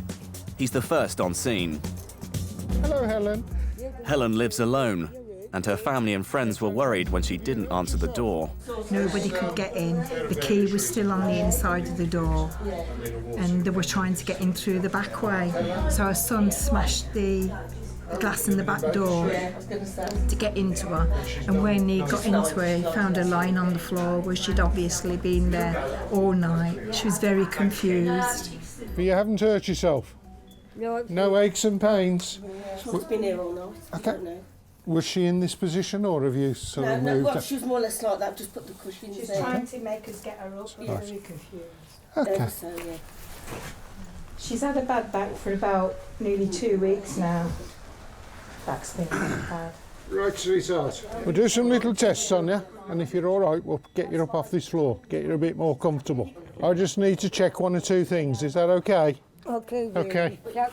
If Helen has been on the floor all night, there's a risk of hypothermia, where the core body temperature dangerously plummets. Taking the tablets on empty stomach, really. And if she hasn't eaten, a drop in blood sugars could have made her faint. Steve needs to do a simple blood test. Give us your hand, sweetheart. Tiny spot of blood out your finger. Is that all right? No. Well done. What I'd like to do is to get Helen up off the floor. Where's that? Fellow paramedic Mark steps in to help Steve get Helen safely into a chair. Should we get you off this floor? Yeah. Yeah, 1, 2, 3. Is that a bit more comfort? Is that more comfortable? Yeah, oh, very much so, really, thanks. When we picked you up then, did you hurt anywhere? Yeah. Yeah? No? I was complaining. But you weren't hurting? No pains anywhere? No. Did you go to bed last night? You did? And who got you up? Or did you get yourself up? All the Yeah? gypsies. All the gypsies? Yeah. Okay. Confusion and slurred speech are classic signs of hypothermia, a condition which is thought to claim 30,000 lives every year. We want to take you down to see the doctor. We'll pop you in the ambulance just to get you checked out and make sure everything's all right. Okay. Okay. No, you don't need sandwiches. Don't cause any trouble, Helen. I don't you like. What we're going to do, sweetheart, we're going to pick you up and we've got a little wheelchair here and we're going to sit you on that and then wrap you up in a blanket. 1, 2... In cold weather, every time the temperature drops 1 degree below average, the lives of 8,000 elderly people in the UK are at risk. And it's set to be another cold winter. Certainly within the elderly population, they're very often worried about turning the heating on because of costs, and we know the bills are expensive, but they need to put the heating on. They need to keep warm. They need warm drinks. It's just a matter of keeping their temperature up. If their core temperature has dropped, it's not enough to just wrap a blanket around them and expect that the temperature will rise. They need to be looked after properly, they may need fluids, and they need to be warmed up over a considerable period of time.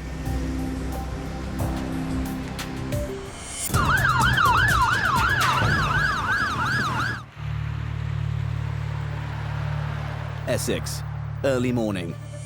PC Steve Clements is on duty.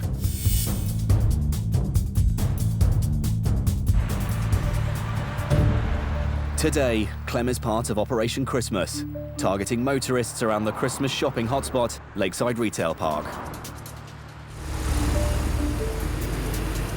His eagle eyes are on the lookout for speeders, mobile phone users, and non-roadworthy vehicles which may be endangering law-abiding drivers on the roads.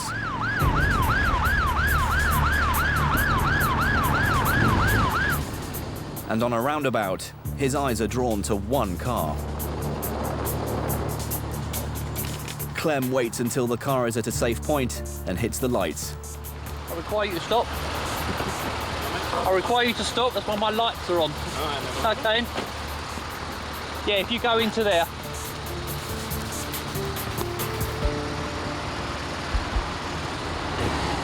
The reason I've stopped you is two things. One, you've got tinted windows, which are illegal, and your number plate's illegal.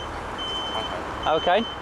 And I land the tins? No, they have to come off. You can get a £6 fine and endorsement for that. Tinted windows reduce visibility for the driver. They're fine at the rear, but tints on the front side windows and the windscreen are illegal. And something else has also caught Clem's attention.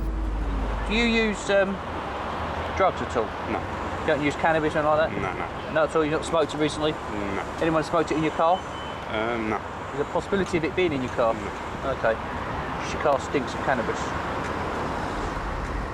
The driver tells Clem that there's been someone else driving his car who may have been smoking cannabis. Okay.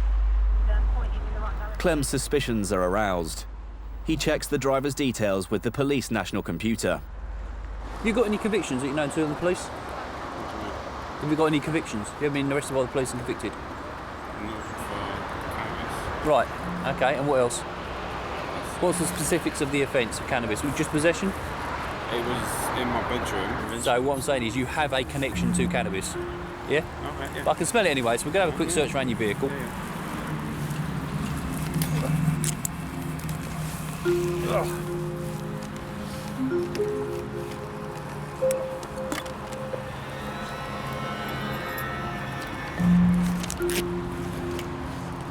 Right, I'm going to search it under the Misuse of Drugs Act, okay? PC Mick Wills has arrived to back up Clem. You stay with my colleague here and I'll have a look around your car. You got anything on yourself either? Because there is, you give it up before we start.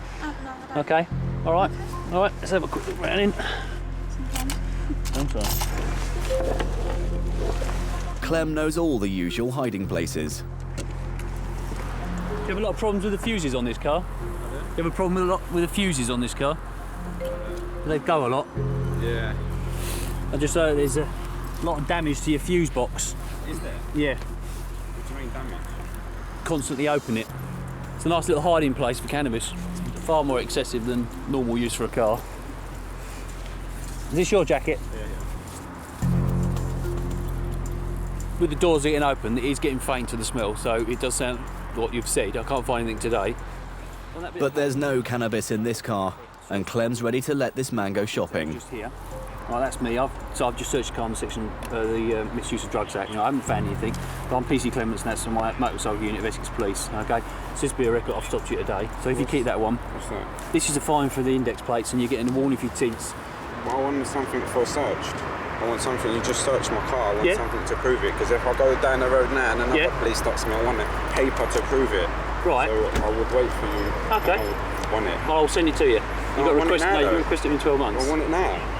Okay. You just search my car, yeah, and you're not giving me no proof, you search my car now. Okay. So how do I know you didn't put something in my car, go down the road and I get searched again? I don't know that, do I? Perfectly right. While you're doing that, okay. No, perfectly right. It's okay. Yeah. Right. While we're doing that, can you take the tints off the front windows for me, please? I can't. You will do it now. Okay. Take the tints off the front two windows, yeah, while I get the paperwork for you for the search. So you have got it then? No, I'm going to get someone to bring it down. Yeah, have you got one? Yeah, I'm going to... Right, you take the tint off now, okay? Otherwise I'm going to issue you with a prohibition for it, okay? And I'll prohibit this vehicle... Take it off? Just peel it off. It's sticky back plastic. Peel it off. You can peel it off.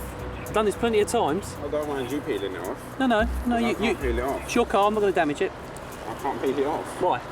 Is it not your vehicle? Of course it's my vehicle. So why can't you take the tint off then? Why can't I just go wayside? No, why can't you take the tint off? You need to take the tint off, okay? Mick, could you ask them to bring the tint man down? And have you got another clamp? You still got the clamp? Yeah. I'm just going to do the window. Okay. I'll fill the search paperwork out. Just see if they're using it. Yeah, I didn't have it. My colleague just had one. But the man has more to say. I asked if I could have it, and then now you're trying to say, well, take my tints off. I didn't have this. You I didn't have this warning for the tints, so warning. No, for so the now weapon. I'm going to go home and do it in my own time. No, now. you're doing it now. But it don't make sense. You just issue more warning just because I asked to have a paper because you searched my car. You decide to go and take your tints off. Right. Why? But you're going to be here for a while I fill this out, so you can take the tints off. Why? You will take the tints off. I can't take them off. It just peels off. This window don't open. How am I going to take this one off? It just peels off. All right, you'll take it off. Window don't open. You can't take them off. Take the other one off then. Take the other one off then. Go and start taking that off. You can't, they don't come off. I don't know how to do it. It's professionally done. I don't know, I ain't done it before. Okay. So, you going to peel it off? I can't peel it off. Okay. I don't know how to peel it off. That's okay.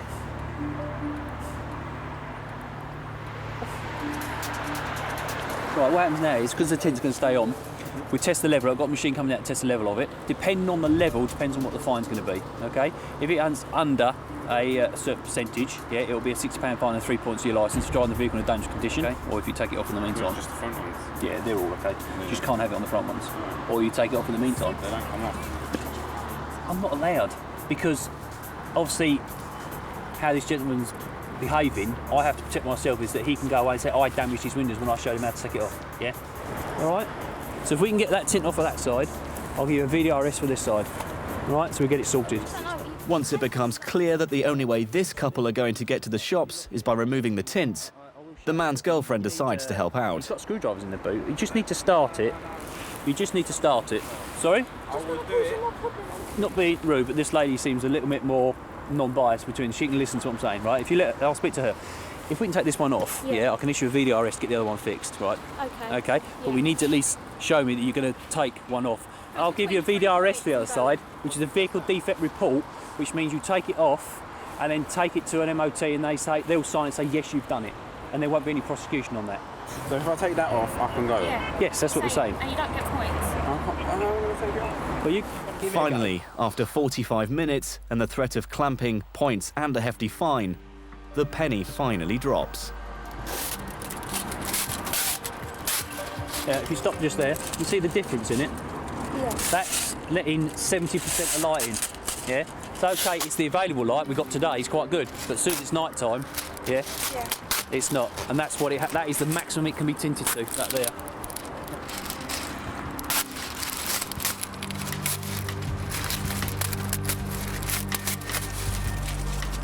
There you go, thank you. I'll take that boy, get rid of it. So, get the tint taken off, and that'll be it. All right, then. Okay. I think he was just a bit upset because he's on his way shopping and he gets stopped by the police. Everyone thinks that they've got the right to do what they like. However, we've got to comply with personal law. I think it's a big waste of time. Come lakeside to do some shopping, and just made off kill one of my tints, not even both of them. And I'm just pissed off, really. I've got to take it off, or it's just going to be more problems for me. I already wasted an hour or something of my time just for one tin. It takes a lot to sort of wind me up with the public. It's hard to explain. There is an old adage: you can accuse a man of murder, but tell him his driving's bad, and he'll kick off. The life of a motorbike cop is a stressful one. Taking time out is essential. So Clem is doing just that. Today I'm doing my dive leader training for a BZAC, which is the British Sub-Aqua Club. And this is how I relax. I was asked, is it all to do with adrenaline? Is that what it is? Am I an adrenaline junkie because I ride a motorbike and I do diving? But I sort of thought about it and I think, no, it's not that, it's thinking. You can't dive without thinking. If you stop thinking about what you're doing, checking your depth, your gauge, your air and stuff like that, you're going to put yourself in danger. And it's the same with a motorbike. If you stop thinking when you're on a motorbike, that's when things go wrong. I started about 5 years ago with this club. Because it's a club, we have a social life as well. It's not just diving. And this is where you get to relax. I'm not a policeman here. No. We're just all divers together, enjoy ourselves. And once we're in the water, our lives depend on each other. It's a lot of preparation for a short period of time. A bit like motorbike, really, because you spend all that time getting all your kit on. Possibly to only do a short journey, but you have to put it on, otherwise it hurts. So you can take ages putting this on and spend less time in the water. Policing is stressful, for anybody, and this is a breakaway from it. It's doing something different, and so that's how you cope. I cope with stress, is I do something else that's stressful. I enjoy it, mate. Outdoor swimming in the UK in the middle of November might not be everybody's idea of fun. But at the bottom of this lake in Cambridgeshire, there's plenty for Clem to look at.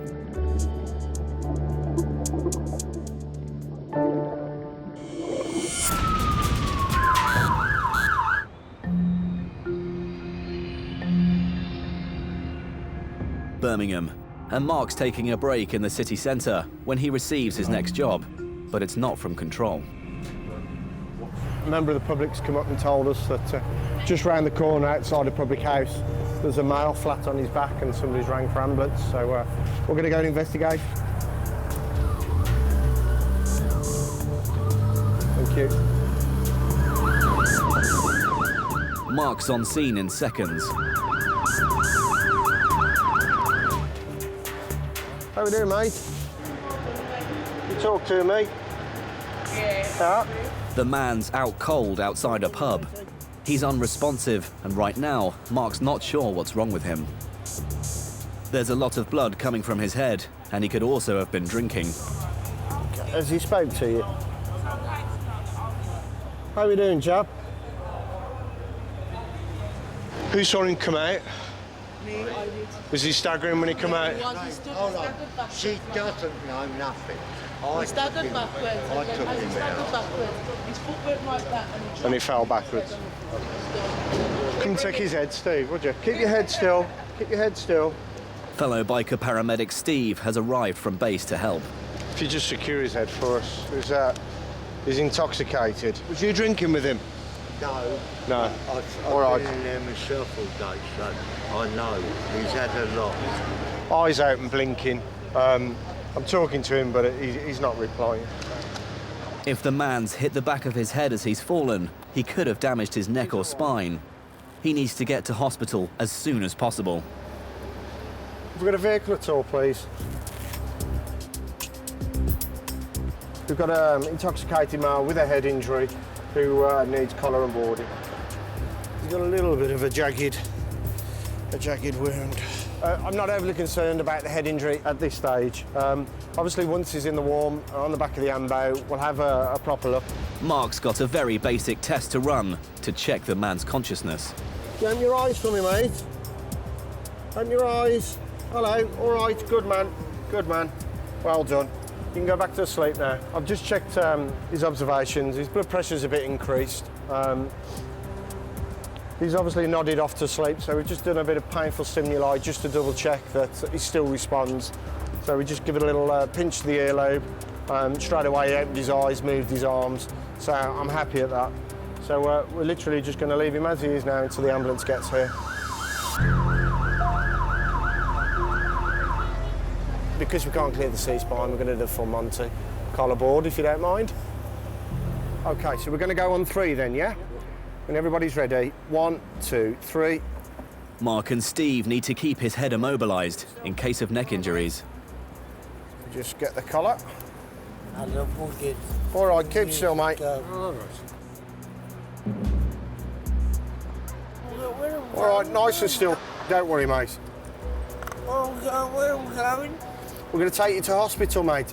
With straps first, please.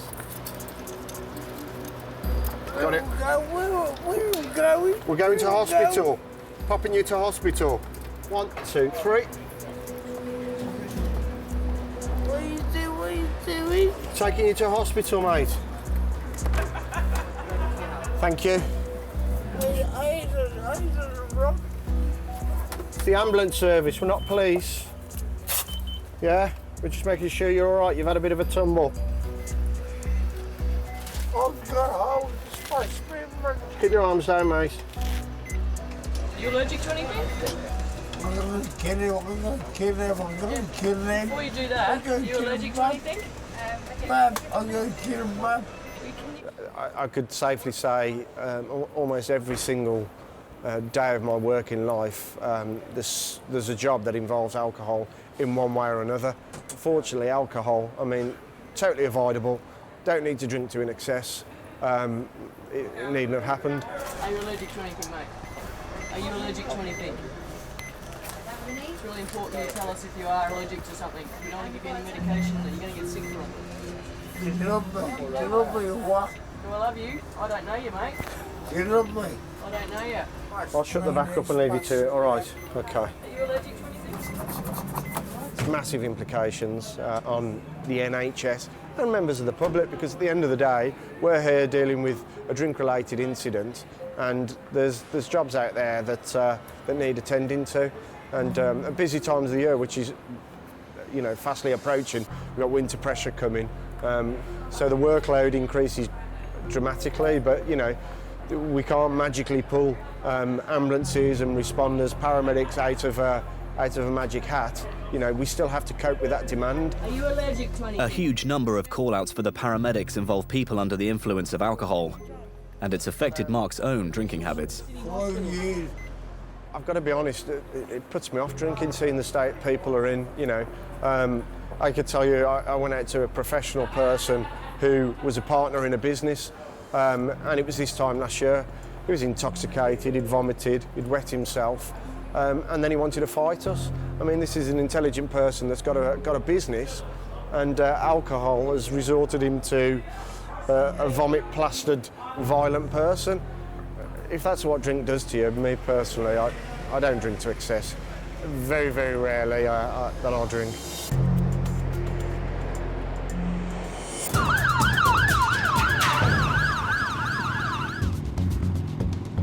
A patient's story doesn't end with them being put in an ambulance and taken to hospital. Even on the operating table, there can be more emergencies. When a hospital runs out of blood or needs specialist surgical equipment to save a life, they call in the blood bikes. Some ambulance services ferry blood, but they're swamped with call-outs. Britain's blood bikes are a rapid response lifeline.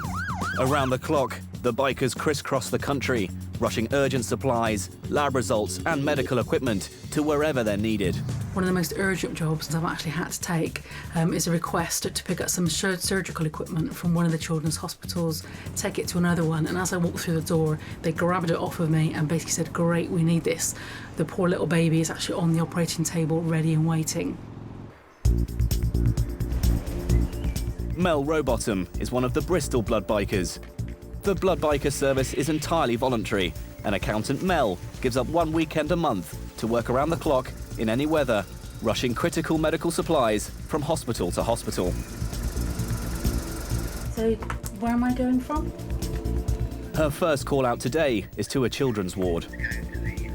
Neonatal St Michael's pick up syringes, medical equipment to go to... The bikers don't have a central HQ, but work from their own homes.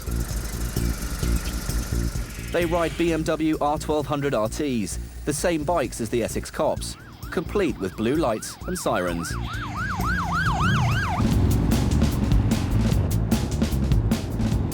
The journey to St Michael's Hospital takes Mel from her home in the suburbs, right into the heart of Bristol. The bikes can cut through the traffic faster than any car or van, essential when delivering urgent blood. This is St Michael's Hospital, so we're going to go in now and find out where the antenatal is and actually go up and actually collect the equipment that we need to take with us down to Bath. The equipment that Mel is here to pick up is needed to treat premature babies. These are the syringes that we had to pick up. But while Mel was inside, she's received a priority job, which she can do on the way to the neonatal unit. Text me to say I've got an urgent job. What I've got to do is go and meet our Severn three-wheelers, which is the other guys up the north of the patch. Do a pick-up from them, which needs to go to Frenchay, which is local. And then once we finish Frenchay, we can then go on and go over to Bath to complete the non-urgent job. Blood samples have been taken from a patient in Gloucester, and they need to be rushed to a pathology lab. Frenchay Hospital on the outskirts of Bristol is home to a specialist rapid diagnosis lab, which supports their trauma centre. The results of the blood tests could mean the patient in Gloucester getting the correct treatment just in the nick of time. This one's a relay job. The blood's been picked up by Jeff Brown from the Gloucester Blood Bikers. Yeah, sample for Frenchay. Frenchay, lovely, okay. Mel will take it on to its Bristol destination. Nationwide, there are 10 blood bike organisations.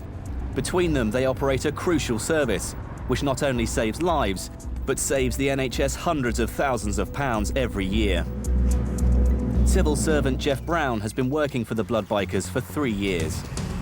We carry mainly blood samples, we carry whole blood, x-rays, hospital equipment. But we're running about 250 jobs a month, and we have 3 bikes on the road all year round. If we weren't providing this service, the NHS would be using taxis. You know, I see it as well, perhaps it's an extra nurse, another piece of hospital equipment, which can only help improve the NHS. And it's the opportunity to put something back into society.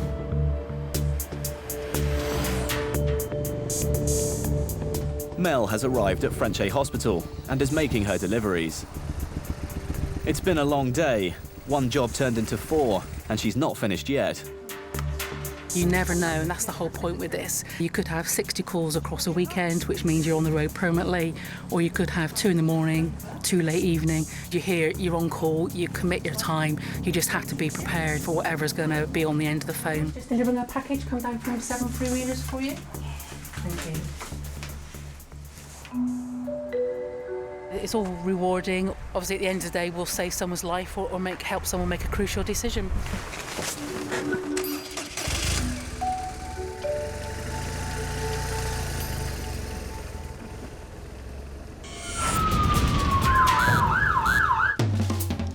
Essex, Biker Cops HQ, and PC John Harmon is getting ready to go on patrol. It's a freezing morning, the sort of icy conditions which would keep most motorcyclists at home. But it won't stop this biker cop from keeping the county's roads safe.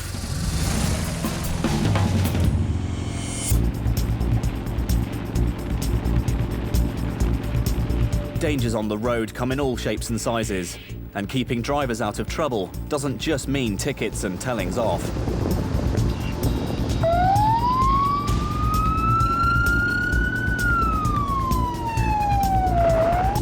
John's come across a car limping along in the live lane of the A13, one of the busiest and deadliest highways in Essex. The driver's got a puncture, but instead of waiting for a recovery vehicle, this knight of the road steps in to the rescue.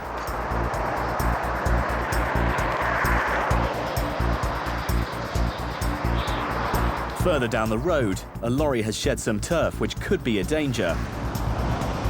John gets his hands dirty again.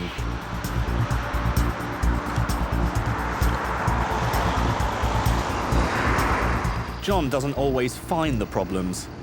Sometimes they come to him.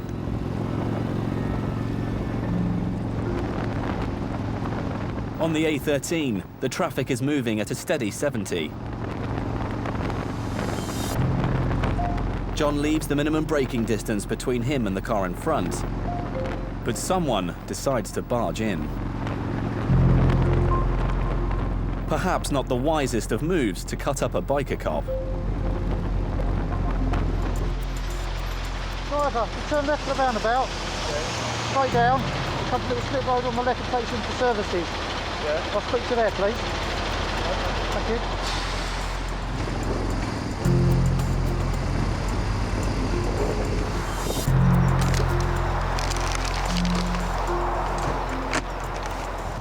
Thank you for stopping.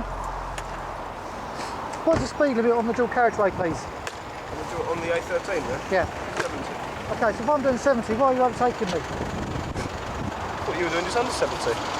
No, I'm doing 70, you come past me, and then you forced your way in between me and the black car in front. Those signs there saying the road narrows are about 800 yards back. Yes, they are. So why'd you do it? I'm not being rude to you, but at the end of the day, since the 1st of April this year, we've had 19 people on that road who've either lost their lives or been seriously injured in road accidents. Then I've got you overtaking me when I'm already doing 70, you're coming in front of me, you're leaving less than a bonnet's length of distance between you and the black car in front at 70 miles an hour. What we don't want is you to become a statistic. No, granted. All right? So, all honesty, as it was approaching the road narrowing, I saw you. I knew I was too close. At that point, wasn't a huge amount I could do about it.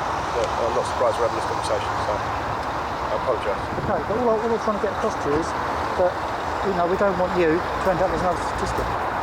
No, or you. I appreciate you've got things in your mind, work-wise, etc. But at the end of the day, please be a little bit more thoughtful of what you're doing. No, of course, I'm sorry. Because that road does take lives. It does, I understand. A stern warning should do the trick. It's this type of driver education which has helped the biker cops cut the number of deaths and serious injuries in Essex by a third.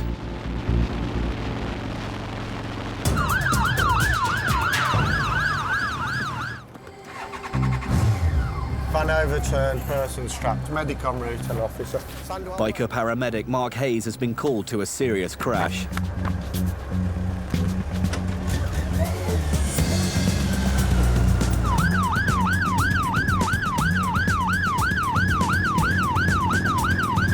Sprinting through Birmingham's rush hour traffic, he expects the worst.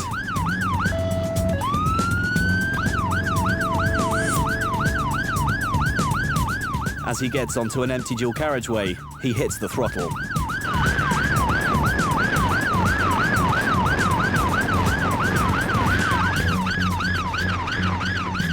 Five minutes later, he arrives at a scene of devastation, crawling with emergency services. Two vans have collided, and one of them is on its side.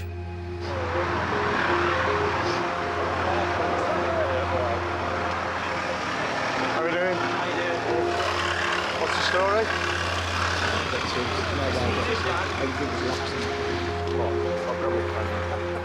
The driver's trapped. Firemen are cutting him out.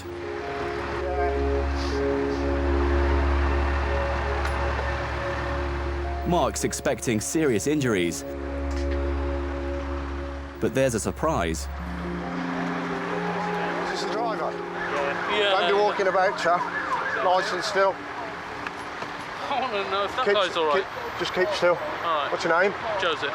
Joseph, you got any pain in your neck at all? Don't move. Any pain in the centre of your neck? No.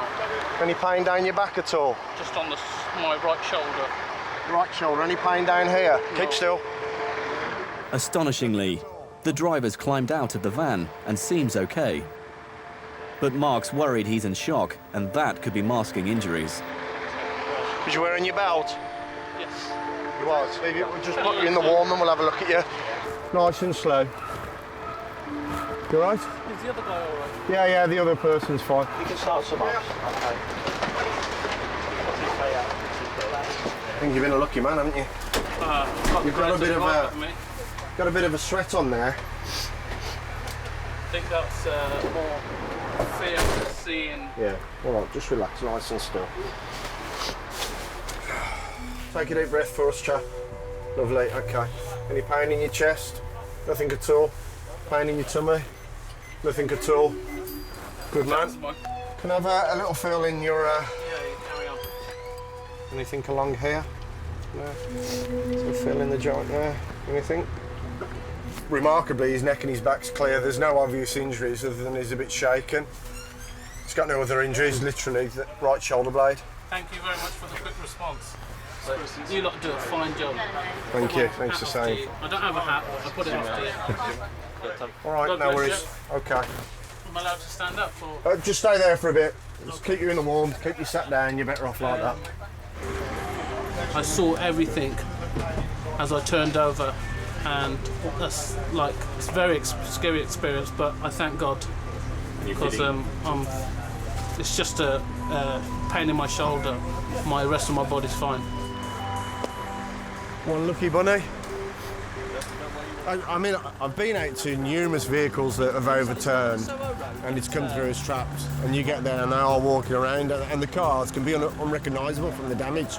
You know, axles ripped off, you know, hundreds of yards down the road. But these vehicles are built to such a standard now that the safety mechanisms that are inbuilt are just marvellous, and they truly are lifesavers.